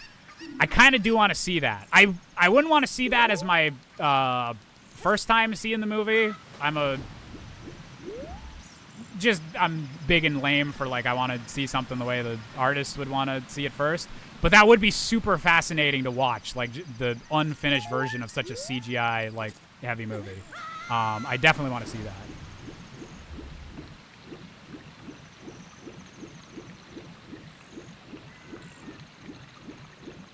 I'm curious, can you summarize some of the summer plans you mentioned in the title? Okay, so yeah, I finished the kind of winter contract job I had. Potentially could go back to working with that community center next winter, but I basically got the summer off. There's a couple jobs like artistic jobs I applied to that if they got back to me, I'd take those. But at the moment, there's a couple big local things going on that I can't talk about them on the internet yet, but as soon as I can, I very much will. But just good day job things like going on for me. But anyway, besides all of that, that means I basically have this summer to like kind of focus on the content creation again. And I'm very much... I don't have a whole lot of interest in like 2025 of being like a content creator, like for what that means in 2025. I just want to make cool shit, hang out with a cool community, and hopefully the cool community watches that cool shit. So my big things for the summer is I'm going to stream as much as I can because just that I like streaming and I finally have the time to stream again. And it's also a good way to finally get through some of this video game backlog is playing that for you guys. So there's that. The other thing is your fave game. I'm starting to send out emails for the second season of that to finally get that going. Much longer hiatus of that than I wanted, but There's a few changes I'm gonna make with the show for season 2, but I'm really excited to just get some more game design talk. And then on top of that, we're getting really close to being able to show you guys some songs from the musical I've been working on, which I've been being a bit coy with, and it's not literally going to be called like 64 Things Wrong the musical, but that is basically what this project has like turned out to be. It is a musical about an indie game studio given an impossible task, and it is basically where I'm putting all of the video game jokes and just everything that's been stuck in my head for the last decade, and all the stuff I haven't gotten to like kind of comment on since 64 Things Wrong stopped being like my main source of income. So I'm very excited to start showing off some songs and some details of this. I think my goal for this musical is to basically do it the way Epic the Musical did, where I'm involving the community and people that are interested in watching someone like create a musical, and all of that, and just slowly like showing off more and more songs, showing off like character spotlights, potentially having people audition for like doing some demo tapes or like versions of songs and everything.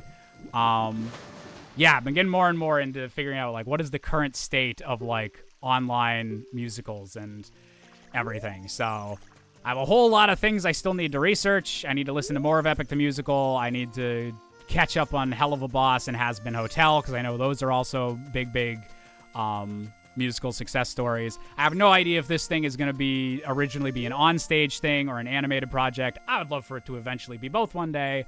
But yeah, we are very close to a reveal on some of these songs, and I'm so excited. I'm very, very excited with how this has been going. And also, if you're not if you liked hippie pop, but you're not as much into like musical theater or like more like the actual musical like style of things, there's also another rock album that I'm making with my friend. That's 50% me, 50% him, and that's also going to be coming this year as well.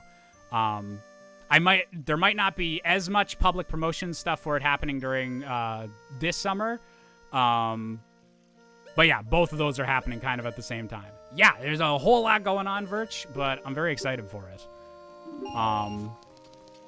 Just 50 rupees for that? Rude.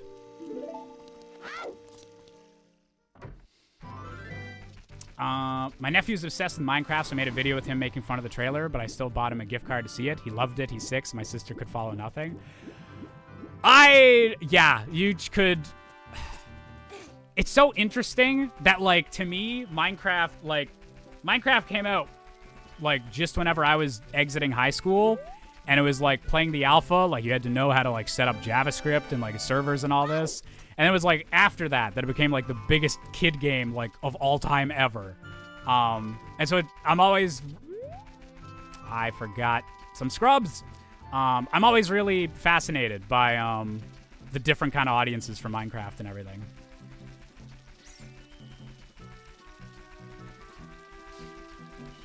I can already picture a protagonist belting out a melodic "That Thing Is on Fire" and the chorus backing up with a tight harmony of "We're Not Concerned." Oh, dear. Yeah, so, like, when I say it's 64 Things Wrong, the musical, is not quite that, like, adherent to, like, the videos, but it is, like, some of the, like, you know, whenever I'd put the filter on my voice and it'd be, like, the game devs talking to each other, there's some of that, like, in the show, and just it's... Like, it's very much... I've been really enjoying getting back into writing a comedy again, because so much of, like, my last few years of whenever I have been able to do content, like, I've been a lot more focused on, like, game design stuff, or, like, your fave game, or, like, just giving my opinion on things. And so it's been nice to be, like, making a story and, like, making jokes and everything again. Yeah. And it's basically, yeah, like, it's very much a comedy, but it's also been a really good way to, like, kind of get a lot of my current like thoughts in the game industry like into a story, and like making art in general, and like internet fandoms, and there's just, it's very much like a our side of the internet like focused musical, and I'm really excited to see if people are gonna vibe with it, or if I'm just being completely crazy putting all my effort into something like this. But we shall see. Right, well, I'm just not gonna get into Lon Lon in time, which kind of is a shame, but oh well. Oh well.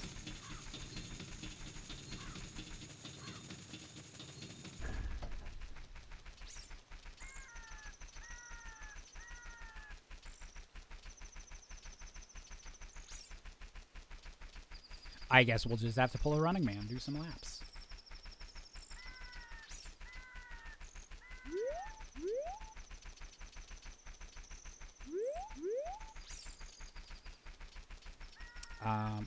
I brought up Epic the Musical earlier. Had someone from this chat like originally recommended that to me? Or is there anyone in this chat that's like kept up with Epic the Musical or like knows a bunch about that? Because actually, I might have some questions about it if there's anyone that's been in that fandom for a bit.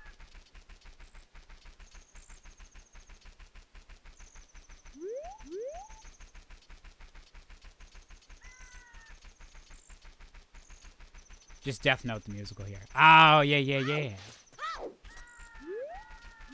It's still, like...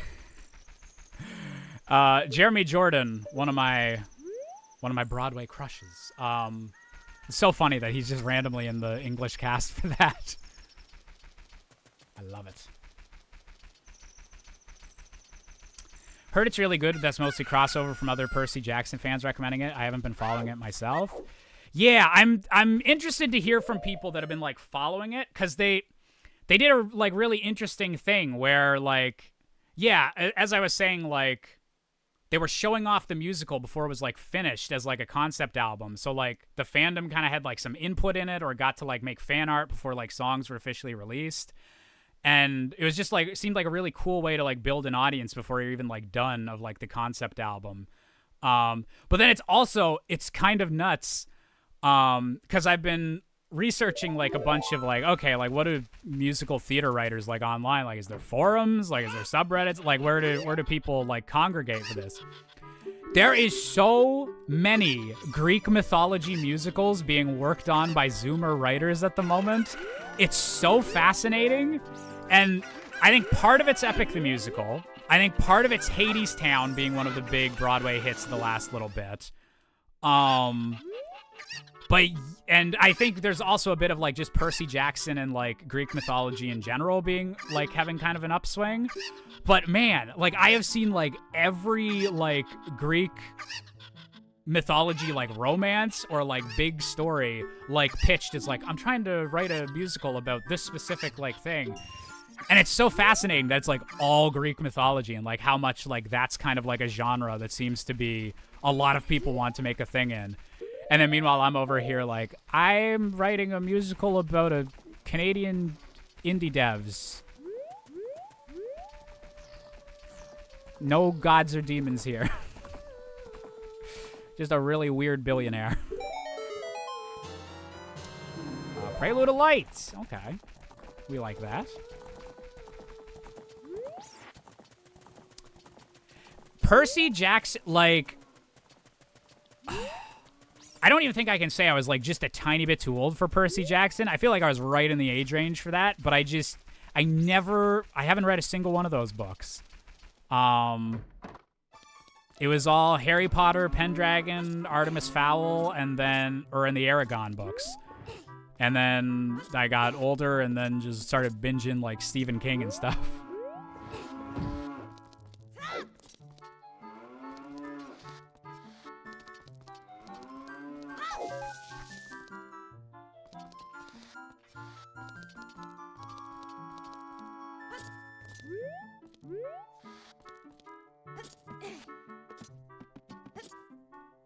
No demons, not even the concept of capitalism.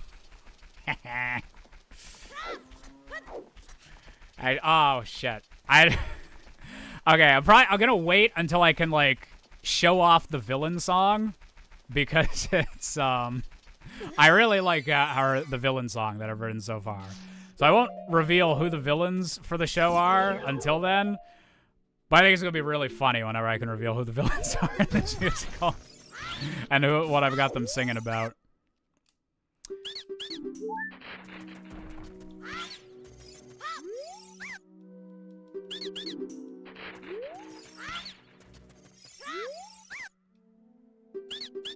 There's a lot of pieces of heart. It's fine. It's fine. Wait, do I have any more Lomon? No. Okay. They're good. Is it Sonic Team? No, it is not. It is not Sonic Team.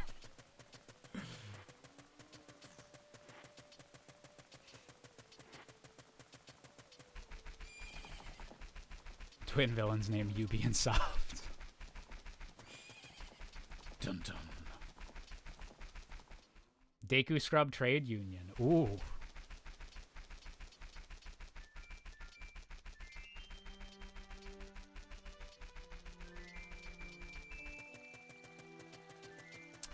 Josh, how organized are you in games like Minecraft? Actually, wait. Sorry, not very. I haven't played like a Minecraft or like survival crafting style game since starting ADHD meds. So maybe I'd actually be better at that now. Because you always kind of want to be organized in those games. You just never actually get around to that. But maybe, just maybe, we'll have to do a Minecraft playthrough on these things. I am too organized. See, that's a common thing I've heard from people. I've never had that problem, but I get that that's a big appeal of like a lot of these games.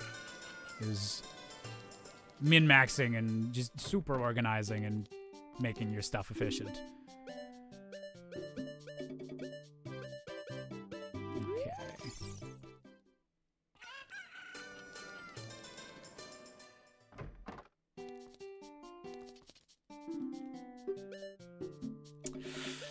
That's not a nice price for the Deku Shield.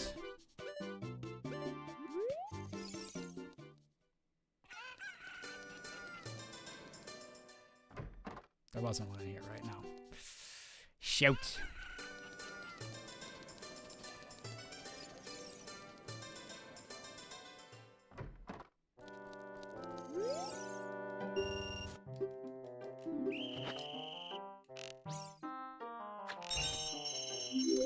Oh, yeah, Power Wash Simulator. I totally get the relaxingness of that. I haven't played a ton of that game, but I did get pretty like, okay, this is good to zone out. That is a good podcast game or something. Where you just, yeah, want something to do with your hands.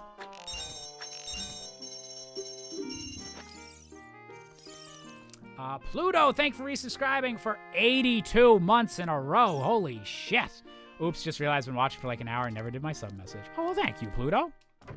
The delayed gratification sub message. Aged like a fine wine. All these checks are nighttime, I think.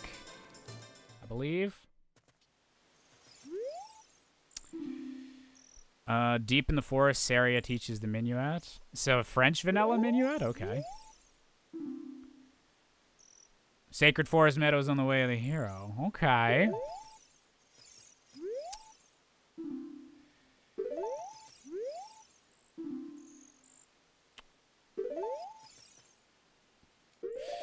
I might just check out Lost Woods right quick. We can warp back to Temple of Time.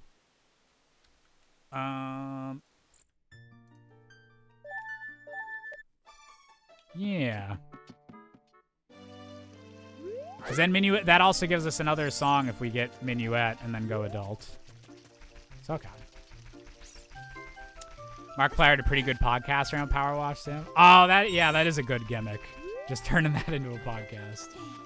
Have you ever played House Flipper? No, I haven't played that one yet. There's a whole lot of games in my backlog, and that are Goron City, Way of the Hero. Okay. Okay. Write down a couple of these.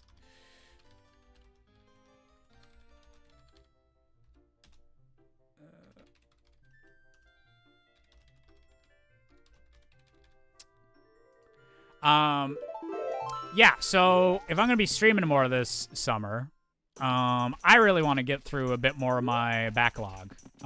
There's a whole lot of, like, classic video games or just, like, big deal video games that I've never even touched or never, like, gotten far enough into. And so I think streaming those would be a fun way to get through those. So I've always wanted to do that, but now there's a little bit of extra pressure. There is genuinely some games that I'm, like, I feel like I have to, Bottom of the Well has a wallet. Okay, I need to write that down.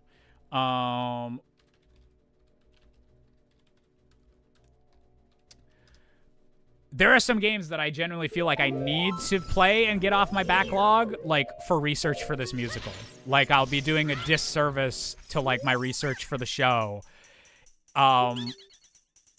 If I don't know, like, more of the games from the era that, like, one of the game companies is from. Like, it's actually something,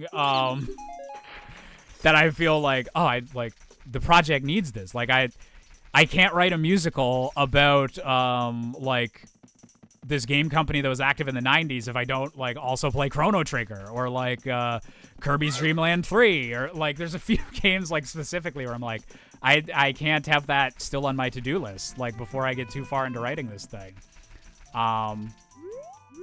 So yeah, there's some games that are gonna be top of the list for the backlog. And so I hope you'll join me on that adventure.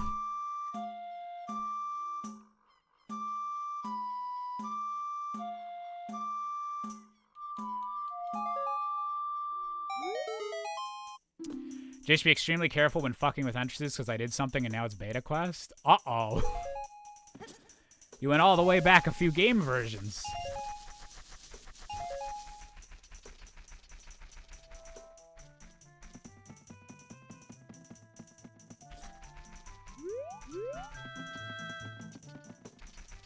Do I have bombs? No, I do not. Just looked this up. I've been subscribed to your YouTube channel since January of 2015. Goodness me, I feel old. Ooh. How old do I feel?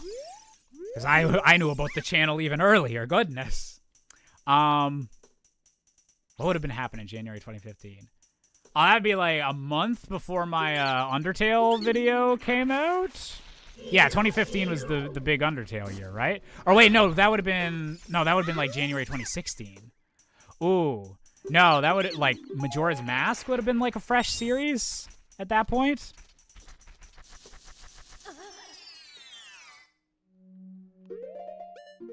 What is time? Who is time? What is time? Okay, that wasn't a big deal. That was even less of a big deal. Ah, shit. I hope that, whatever's Way of the Hero in Sacred Forest Meadow isn't behind the bombable floor. Hey, Abby. Good to see you. Undertale released September 2015, meaning it turns 10 this year. Yeah, no, oh, that'll be a big deal thing. 10-year celebration of Undertale. I feel like a lot of, like, the Undertale hype was, like, very late 2015, and then, like, early 2016 was when it was, like, really taking... That was... You know, I'm just gonna say it. 2016, best year for YouTube, probably. At least for, like, my area of YouTube. Because, God, what a time. Just... Good Really Freaking Clevers, good 64 Things Wrong, like, for my end of things. But then also, like, just the music scene that was blowing up around Undertale, the amount of, like, video game music people that, like, were able to earn a living for years because they just were doing really good covers of Undertale tracks. God, that was such a good era.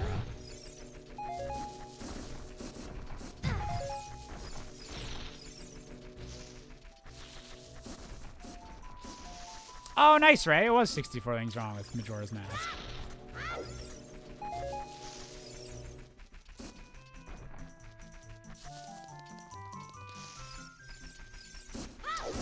See, I haven't even touched Deltarune. I feel like I'm gonna pick it up on the Switch too and just play like all 3 chapters.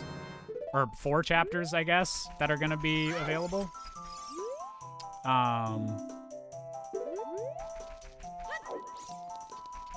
Yeah, for some reason I just kept putting it off. It was like, oh, it's episodic. I'll wait till a few are out. And then now that like a bunch is dropping at once, I feel like this will be the right time for me to hop on.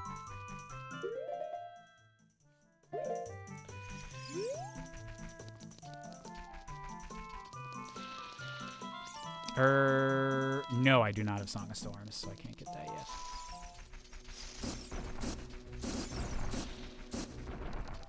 Ooh, I'm curious, Abby. I guess like no spoilers for, or if explaining why is spoilery, I guess don't tell me. Just say that would be spoilery. But like, is there a reason that you hated Undertale but like love Deltarune? Or like what's different? Unless it's like a super spoilery thing, I guess. Second Lizard Cavern battle yields Din's Fire. Okay, so Din's Fire is in the Dongos. Okay. Alrighty. Zora's Fountain is foolish.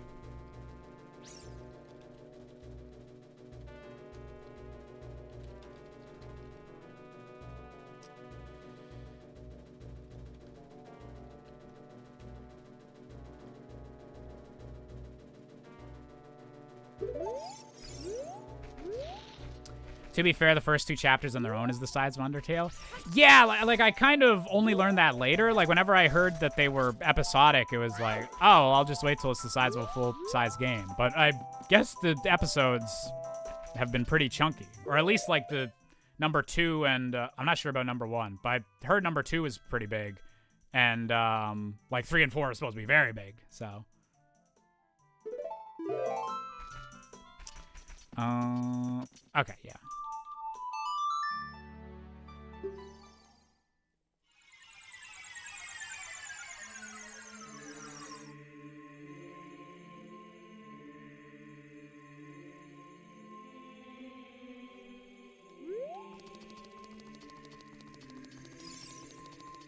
Okay, interesting, Abby. Glad to hear you really like the characters, because, like, I really like the characters of Undertale, so if Deltarune also has characters that are connecting with people, that's just, yes. Deltarune is taking the epic and musical approach? Yeah, I'm seeing more and more the appeal of that, or there's some downsides to it, but I like the idea of kind of, like, having a project like grow like with the community and getting people involved, especially because like Hippie Pop I played so close to the chest. Like Hippie Pop was a very personal project for me, and it was very much like, okay, I need to make something that is like 100% like for me. Like hopefully other people like it, but like this is like I need to make something that's not dictated by the YouTube algorithm, that's not like the 64 Things Wrong format. I need something that's just for Josh. And I played that like really close to the chest, and then by the time it was like done, I didn't have like any energy or like extra funds left to actually like promote it and everything. Which like I'm mostly okay with that. I'd love for more like it's always gonna be something people can go back and like find, and I hope people keep discovering and enjoying Hippie Pop. But like I want to do better promotion for the album that me and my friend Silver are doing. Oh, Zelda's Lullaby is here. Okay, that was the way of the hero, I am assuming. But then especially for the musical, like I feel getting people like involved early and just getting people excited about it would be funner than just playing it so close to the chest and like not advertising as much. Yeah, we're just gonna do our normal loop through Kakariko here.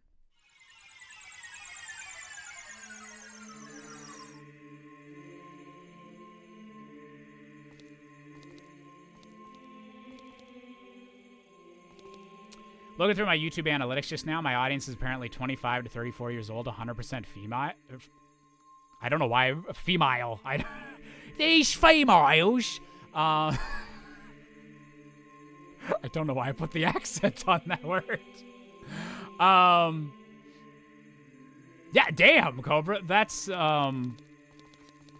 because I always used to take a bit of pride. Like, I've got a higher percentage of female viewers than most gaming YouTubers. I have like 15 to 20% sometimes. So 100% is like, damn, you popular with the ladies. Those females. Walk a female in my shoes. Hi, hi, hi. Okay, we're done with the... I'm so sorry to all the British that I've offended.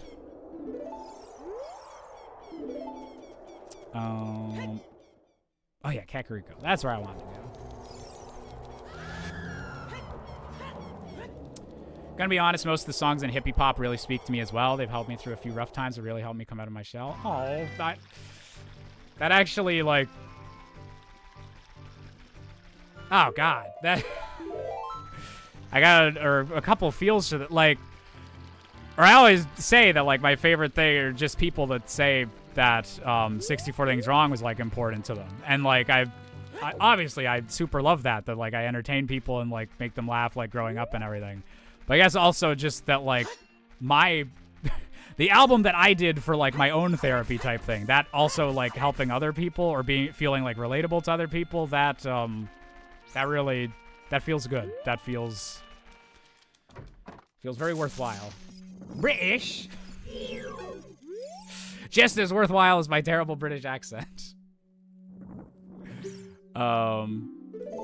Okay, please don't let the spiders have anything too bad for me. Please be nice to me, spiders.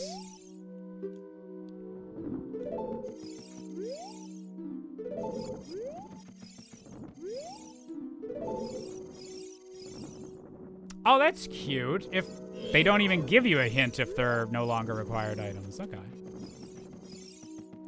Hippie Pop is a really freaking clever album to help you find 64 things right with your fave songs and days. Oh, there you go. I like that. Combining all the brands. My brands. That sounded like I was going to start suing you. I didn't mean it like that. My brands. No one else can ever say the word clever ever again. It's illegal.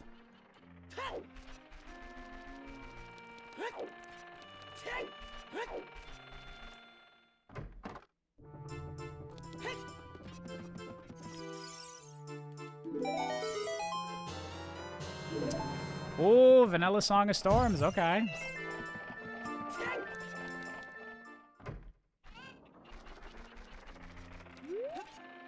Go full Fine Bros with it. Man.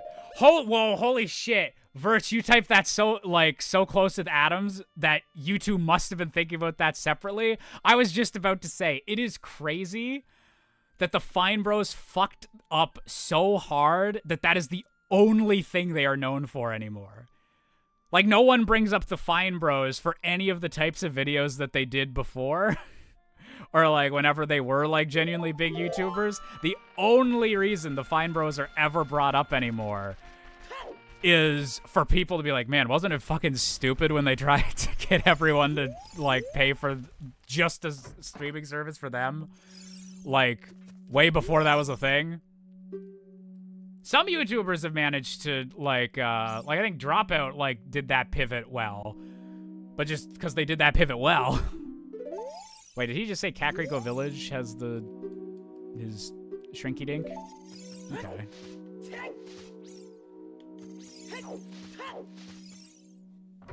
Okay.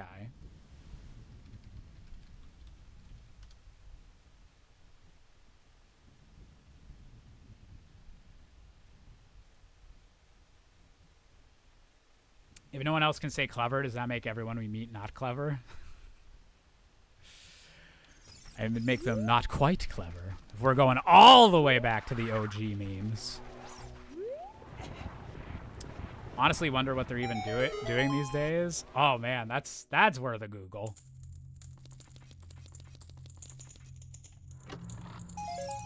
To think they used to make decent React videos. Well, like, that's the thing. Like, I think, weren't they, like, the original React guys, like, before that became a genre? Like, that was just, like, their channel were the ones that did that, and, like, I'm sure other like some other people were doing React content, but it was like before that became like a huge genre, or like when the Twitch streamers started doing it, or like it just became a whole YouTube meta. Oh yeah, no, because they were the ones that would get like teens reacting. Oh shit, I forgot that it wasn't just like them reacting to stuff as well. Fuck yeah, they so screwed the pooch on that.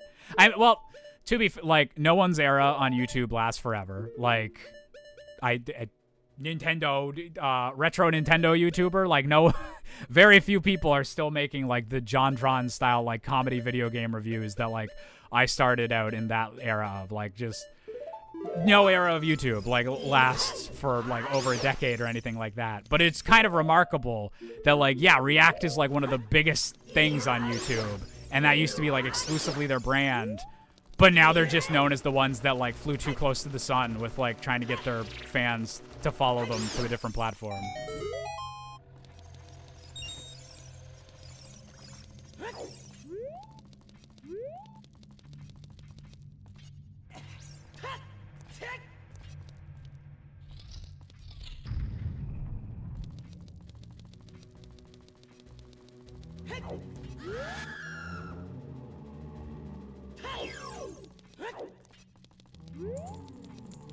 Nowadays, Scott the Woz type videos are what Nintendo content on YouTube is.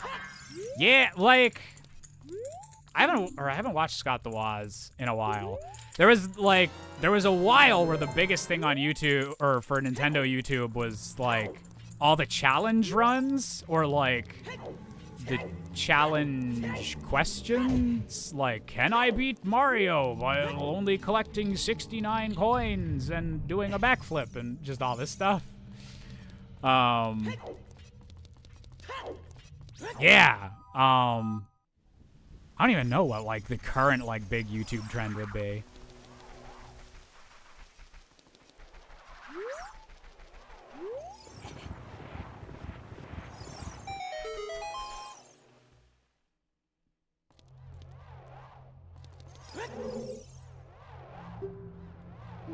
There's a few OGs still left out there. Oh yeah, and there's there's the combination of people that have still been able to like keep up, where it's like, oh yeah, like YouTube's gonna be this person's like job probably forever.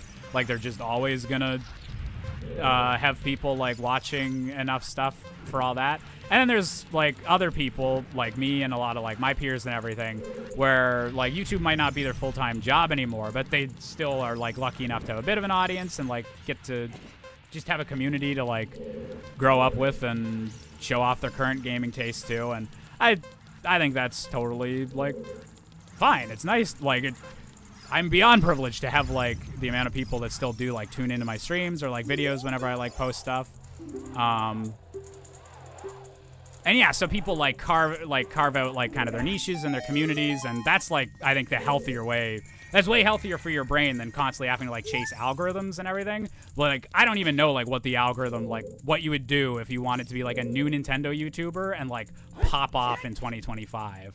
Like I don't know how that works, and I'm not sure I even want to know how that works. Like I just have. I'll do a bit of it for like self-promotion, like the making like or TikToks like of your fave game, or like I'm sure I'll do some TikToks to promote Balroy, but the untitled, the musical I wasn't revealing the name of yet. There's yeah, I'm sure I'll do like some promotional stuff, but I don't like just. There's just so much content and like so much slop. I just don't like the idea of being just like a part of that like torrent of things that just people get in. Like I'll make art, not content.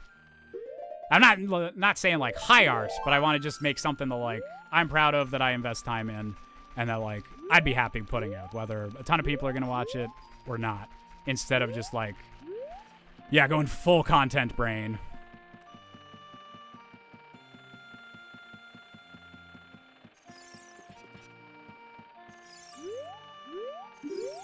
Oh yeah, these guys are always. Try one more jump with that. musical, we didn't hear anything. I mean, it's not really a spoiler or anything like that, but we'll do the grand unveiling soon. Speaking of Hippie Pop, how's the follow-up album doing? It's doing good. I've been bouncing back and forth between working on lyrics for the musical and polishing up the lyrics for my songs on the follow-up album. So I'm really excited for it. Yeah, everything that you liked about Hippie Pop, just a little bit more like, we're more talented playing the songs. We've got a bit more like ambition with the songs. There'll be a few more like prog rock elements to it. Ooh, 55 for the hook shot. Love it. 2 Hylian shields in this economy?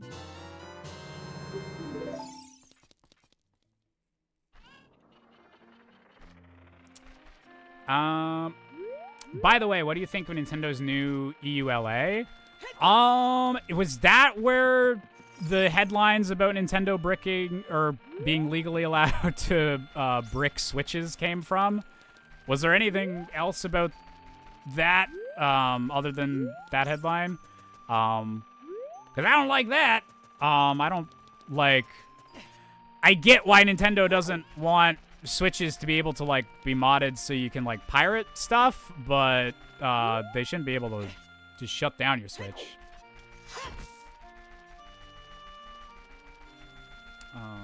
Not at all.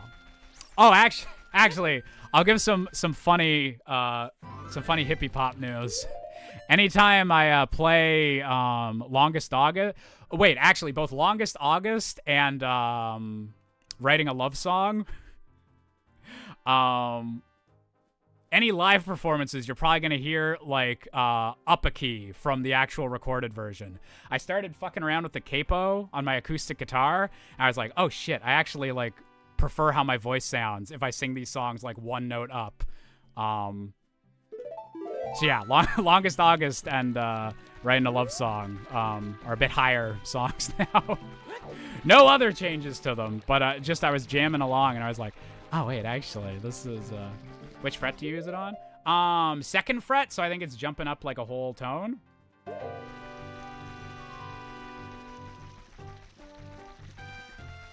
It's not that they can brick your Switches, it's that they can ban your online account. Wait, I thought I'll have to look more into this then, because the headlines that I was seeing, or why people were freaking out on Twitter, was they were saying that Nintendo could just stop your Switch from operating like entirely, like even if you weren't connected online. But maybe that was fake news, or maybe people were getting too excited. I'll have to look into that. Okay, where I need to go. I didn't actually check the potion shop in here. I'm just noticing that from my check tracker.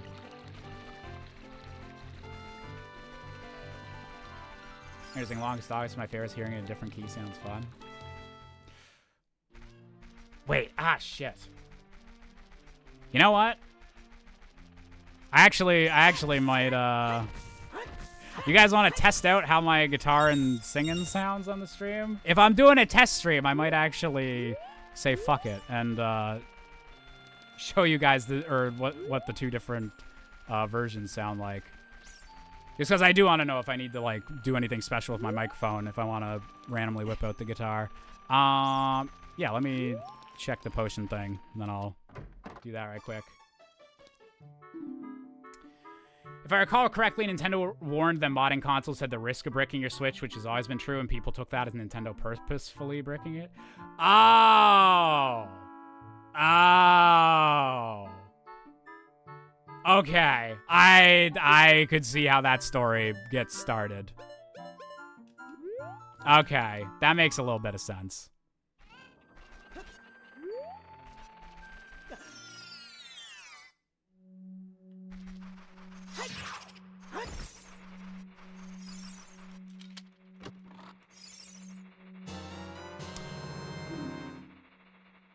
Okay, now Now I'm happy that like we weren't gonna be finishing this seed just because we did a whole bunch of stuff before starting it. But I'm glad we got the light arrow so we can at least confirm for. What was your guess again, Luxray? Let me go grab the guitar. Ugh.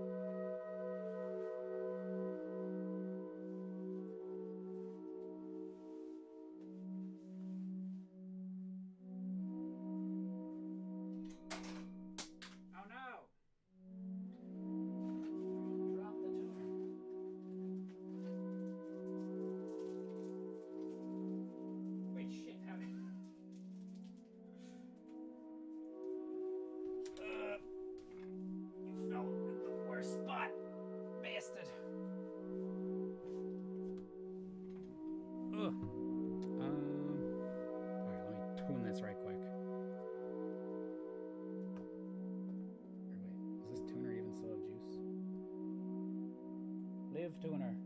Live. Live. Oh. Oh. Josh about to start Busker. Okay, I still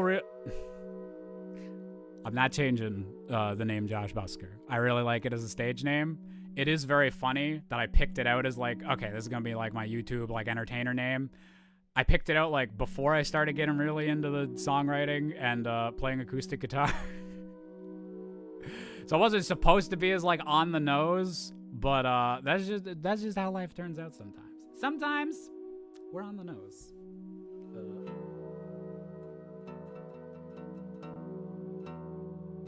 Wait, is this even working? All right, we're using the app to tune this because the tuner does not know what the fuck it's saying.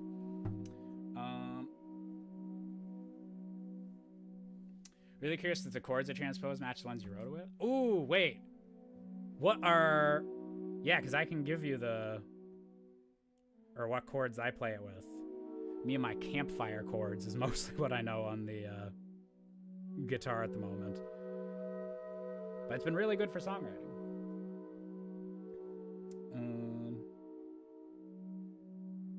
Okay.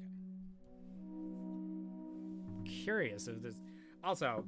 These strings I have on at the moment are a bit janglier than I'd like.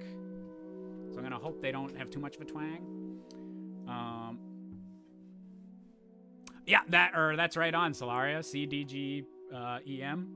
And then the chorus is just C, D, G, yeah.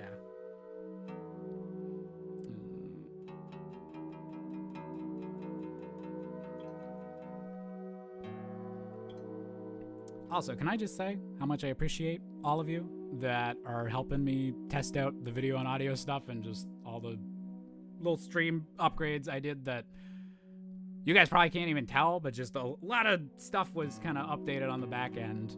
So I really appreciate people just hanging out for kind of the make sure all my shit works before we start getting into the steady randomizer streams and everything. Okay, I guess I need to stop talking while I do this. I'm sorry my monologue wasn't the correct note tuner app.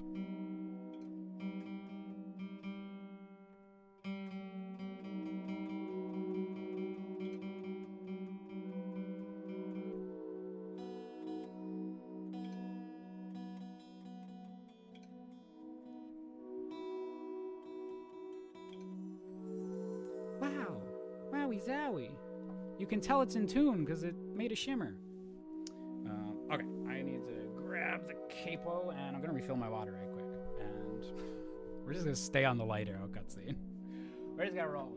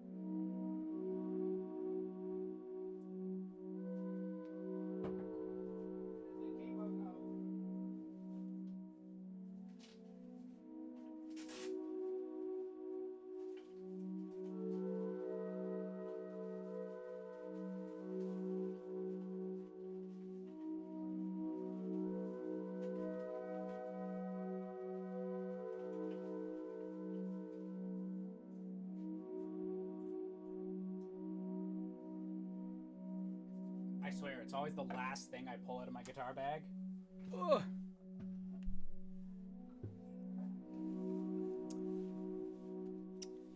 Send you a link to a song I wrote back in high school and see how it grabs you? Yeah! I want to see that Cobra songwriting. Okay. Yeah, second fret there. Yeah, now I need to figure out like how the actual, where the mic placement and all this stuff's gonna go. If my bandmate like watches this stream at all, he's gonna go actually insane with like, just move your mic a little bit. Ah! But we're just gonna briefly see how this works. Okay. Let's just start off. You guys can hear the guitar, right? Okay, actually, wait. Maybe I should mute the game that is going to be doing different chords at the same time. There you go. Wait.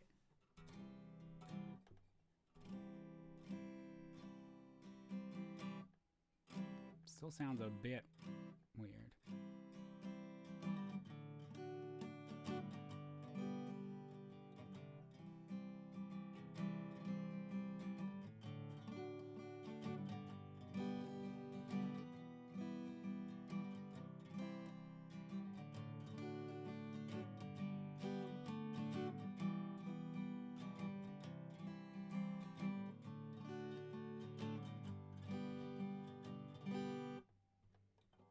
Standing still on a stepping stone. Wait. Standing still on a stepping stone. Sing it 5 times fast now. No one's stronger when they're on their own. It's all in the past now. Keeping busy, keeping dizzy and fine. Pass me one more bottle of your favorite wine. Someday I'll raise a glass to you. So that's without the capo. That's the album version. That's all that. Wait, so it was that? Could you hear my voice and my guitar at good levels for that? Just, yeah. 100%. Okay, that's good. Oh man, now I'm gonna get all my performer sweat. God, I just stopped doing that when I was regular streaming. Something sounds out of tune with this. Here, yes. Good levels, no. Okay. Wait, good levels. So, is the guitar too loud, or is like the voice too loud? I'm guessing it's gonna be just the guitar is like blending too much into everything. This is a big, blowry, jangly guitar at the moment.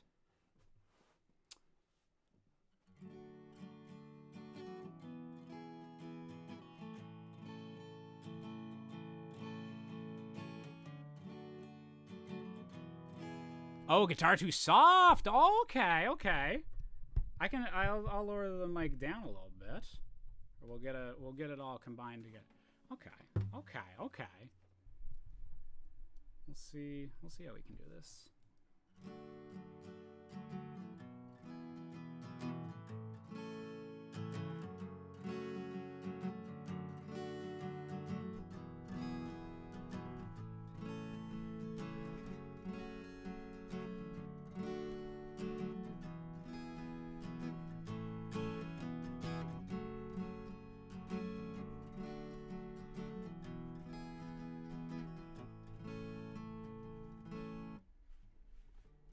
standing still on a stepping stone.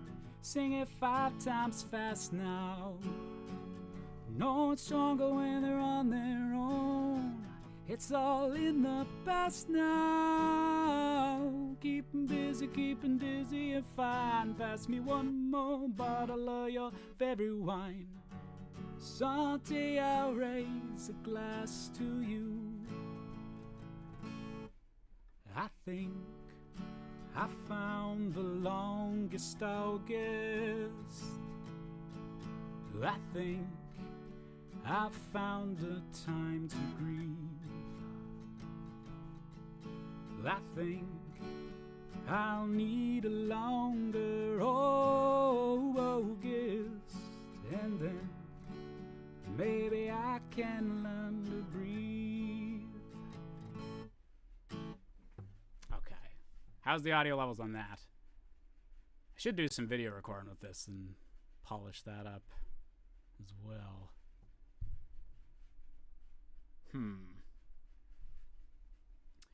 Guitar too soft, voice a little soft too.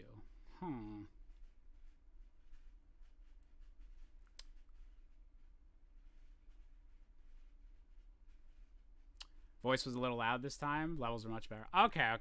Well, we'll find a nice little... Actually, it's probably... I'm like too close into the microphone here. So if I... Wait, okay. Yeah, I feel all crammed in. So maybe I can... Again, thank you guys for being... You guys are my techies. My roadies.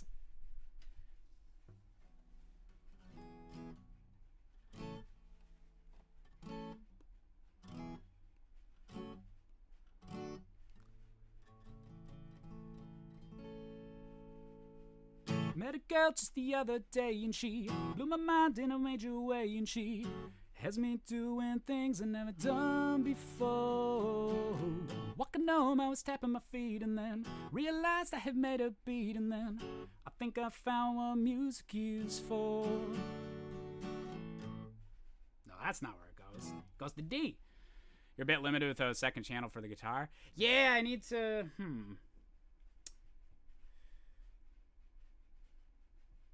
Well, I need to decide how much, like, music or live acoustic guitar streaming I'd like to do. But I could see myself figuring this out.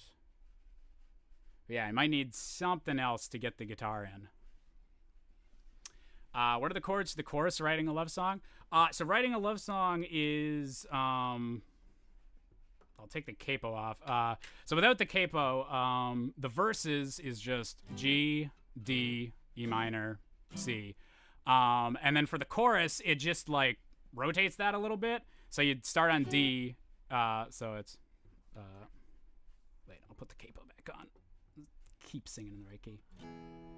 I wound up writing a love song. Girl, the way I feel, gotta make it real with the bass and drums and the ra-da-ta-ta-ta. So it's D. I wound up writing an E minor. Then to a C, la la la la C, and the G G G G G G G G G G. Oh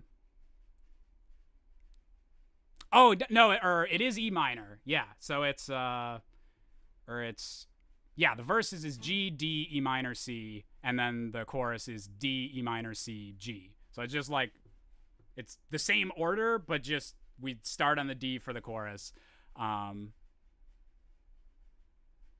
Or yeah, it goes from C to D, like going in the chorus, instead of the C to G, like it would if it was just repeating the verse. What would be the best way to like set up a channel for the guitar? Don't know much beyond the basics for making music, but I'm an audio tech for my church, so I know about audio levels. Yeah, and like, and my guitarist and producer, so Silver, the guy that I'm doing this next album 50/50 with, and he did so much of the great stuff on hippie pop. Like he's way more like knows all the like recording studio stuff, all of like the angles and just everything. He's much more knowledgeable about that stuff. than me. So I just very much like know the basics, or to do what he tells me whenever we're setting up the recording sessions. So yeah, it's something that I definitely just ask him. Be like, what would be the best thing for my corner? But I'm just trying to like think in the moment if there's anything I could do right now to test out. But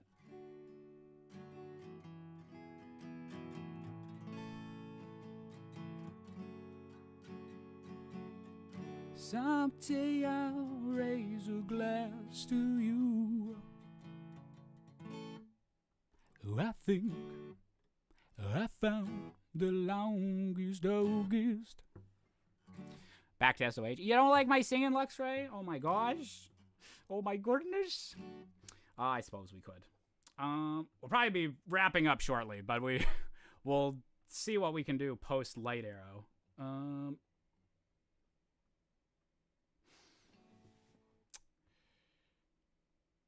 No, I'll do it. I'll do something a bit more prepared before showing you any of the musical songs. But I got some fun ones. All right, you stay in that corner. Don't bang your head. Don't do it. All right.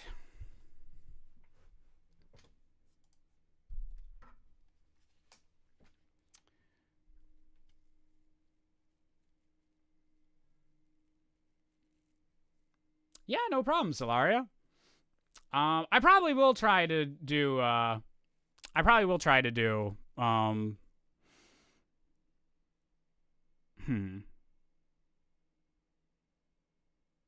figure out some way to do some like live music things for you guys. I need to get out of my shell more with just like playing guitar and showing things to people. Again, like just the idea of like, it doesn't need to be the finished album yet. Doesn't need to be 100% perfect. I just need to start showing off more of my stuff to people. Being comfortable with showing it even if it's not the most polished or like finished yet.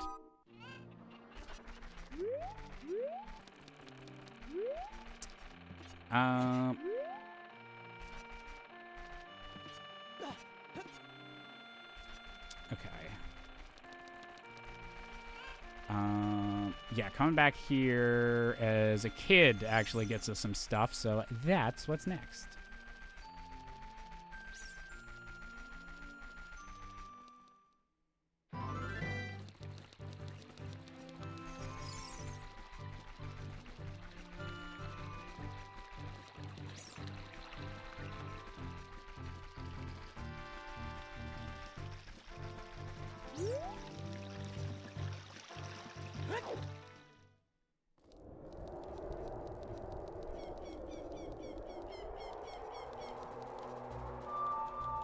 I hate that I'm so used to not having Prelude that, like, half the time you'll run all the way to the Temple of Time, and then it's like, oh, yeah. I actually had the, Well, when you're adult Link, it's, like, extra sad if you don't just save and quit to get back to the Temple of Time. Damn it. All my time-saving tricks. This is why we need the training arc era. Next stream is going to be just, let's do a race seed of this randomizer as fast as possible. And get into the grind of the training. I haven't watched Dragon Ball Z yet, but I have been led to believe that that is what Goku and Vegeta do. And they're apparently pretty cool guys, so, you know, do what they do. Is Song of Time Travel on? I don't think so. Oh, we don't even have the regular Song of Time. But, that's just... I'll have to see if, like, any of the race settings use that. Because it is, like, a cool feature that they programmed in. I just don't know how much it gets used. This is the chicken I will return to my love. Don't tell Cafe.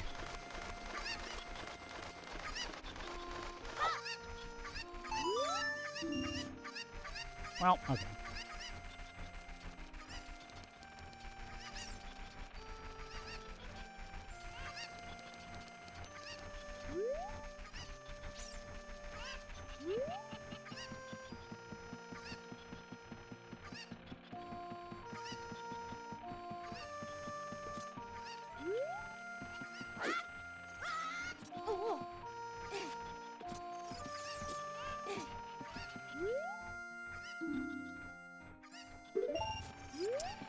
Everyone just loves their blue piece today. Hey, yeah, I think that's one of the cosmetic settings they added was you can change the windmill speed. So they're just, you know, trying to reach warp speed, something like that. Okay, we're gonna make it nighttime, go talk to Dampe, and then we'll see what comes after that. We're probably going to be wrapping up soon, so if there's any last, like, questions about any of the upcoming summer projects, any of my past projects, anything with the stream, anything at all, now's the time to get it in. That's just a friggin' heart. Rude.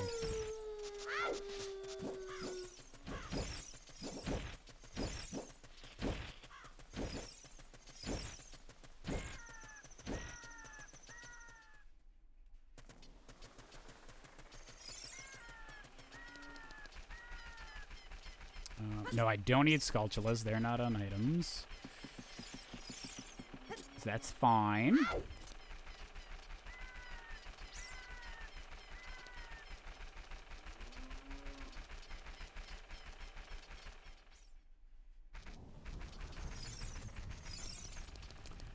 Love you, Josh. You're so handsome and amazing. You know what, Lieutenant Spyro? That's more of a comment than a question, but I'm going to take it. I approve of this. Hope you're doing good, Spyro. Ah, the blue piece. Would you be open to taking suggestions on older games to try out for the first time? Yeah, I'm definitely open to suggestions of stuff to throw into the backlog. I've got a few planned that that I definitely want to play before getting into writing a certain part of the musical. But yeah, I'm hoping to do like a bunch of like backlog stuff. So definitely open to suggestions or just things or games that you guys think I'd like or that you think I should experience. Doesn't even have to be a good game. Maybe it's a really bad one. It's like, well, this is interesting bad. Josh should see it.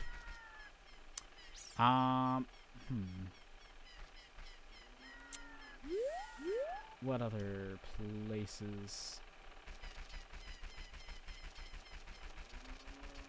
I think I have 3 things I can get in bottom of the well, so let me check those out.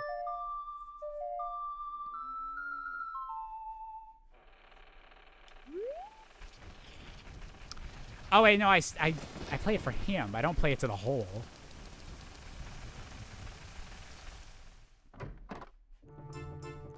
Good advice. Sing your music to the soul, not the whole.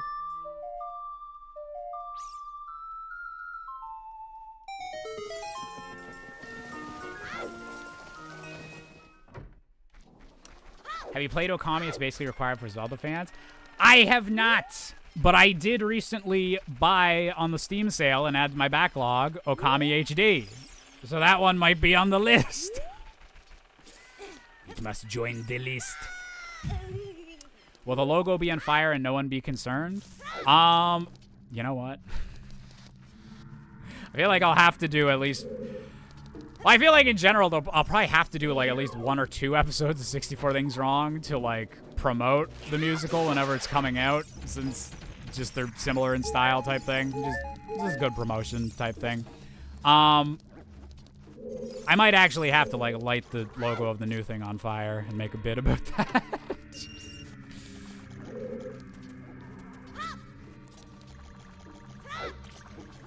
Wait, oh wait, shit.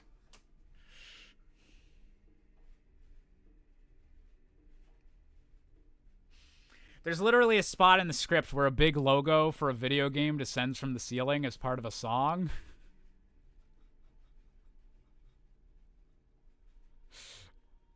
Do I add pyrotechnics to that moment? Just to keep with the meme? Fuck. Oh my god, I never even... How did I not, like... Well, I'm the one making the connection now, because none of you guys have heard the opening song. But I'm surprised I didn't think of that sooner. That...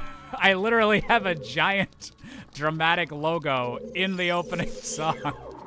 And I never made a that logo's on fire joke. Fuck.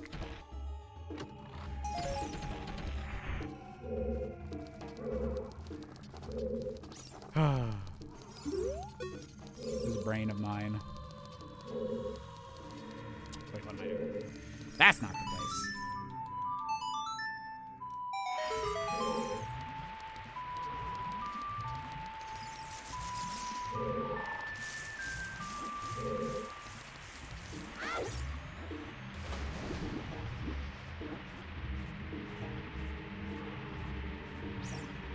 My toes got wet.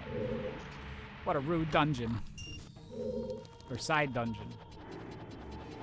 Whatever the bottom of the well identifies as.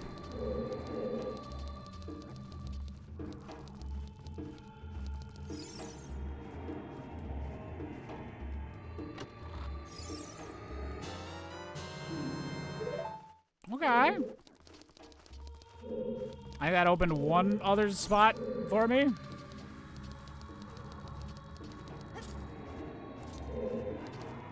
Maybe?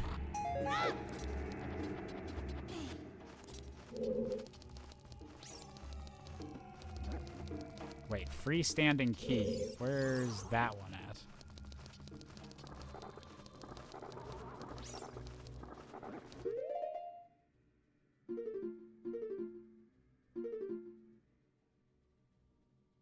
Wait. Wait.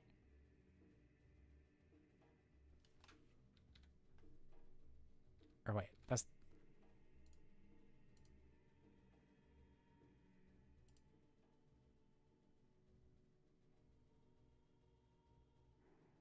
Where's my key count? Okay, I got confused. I thought that I got like the Shadow Temple key ring. Because nothing was, Oh, the coffin room. That's what it is, yes. But my actual key counter's like not on screen. So I'm curious where that is. I probably just messed something up in the UI thing. But I was like, wait, did I put key shuffle on and just happened to get the Shadow Temple one in the bottom of the well as the first thing? That could have messed with my brain a bit.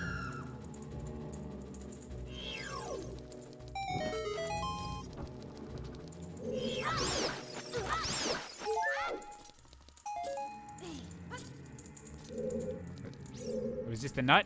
Oh. Well, that's it for bottom of the well for now, since we have no bombs.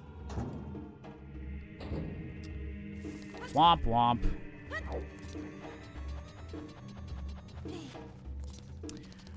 Alrighty. I think this is where I'm gonna wrap up for now. This is getting close to supper time. I wasn't planning on doing a full run today, but next stream. Wait, where's the... Oh, the key counter is behind the items. I'm friggin' blind. Okay, I'll fix that before the next stream. But, all right. Next stream. The training montage arc begins, where we get good at randomizer again. We start throwing more Zeldas to randomize. And yeah, now that I actually got time to dedicate to this, we're going to get good at this thing. So, yeah, I just want to say an extra thank you again to everyone that was watching today. I know it could be boring to watch the Canadian mess around with his audio and video settings and figure out, am I far enough away with the guitar? But, yeah, no, I very much appreciate your guys' help. I appreciate you guys just hanging out. It's always fun chatting with you guys about gaming and all sorts of other stuff. So thank you all for being an amazing audience as always, and I will see you next time. So have a great night, y'all.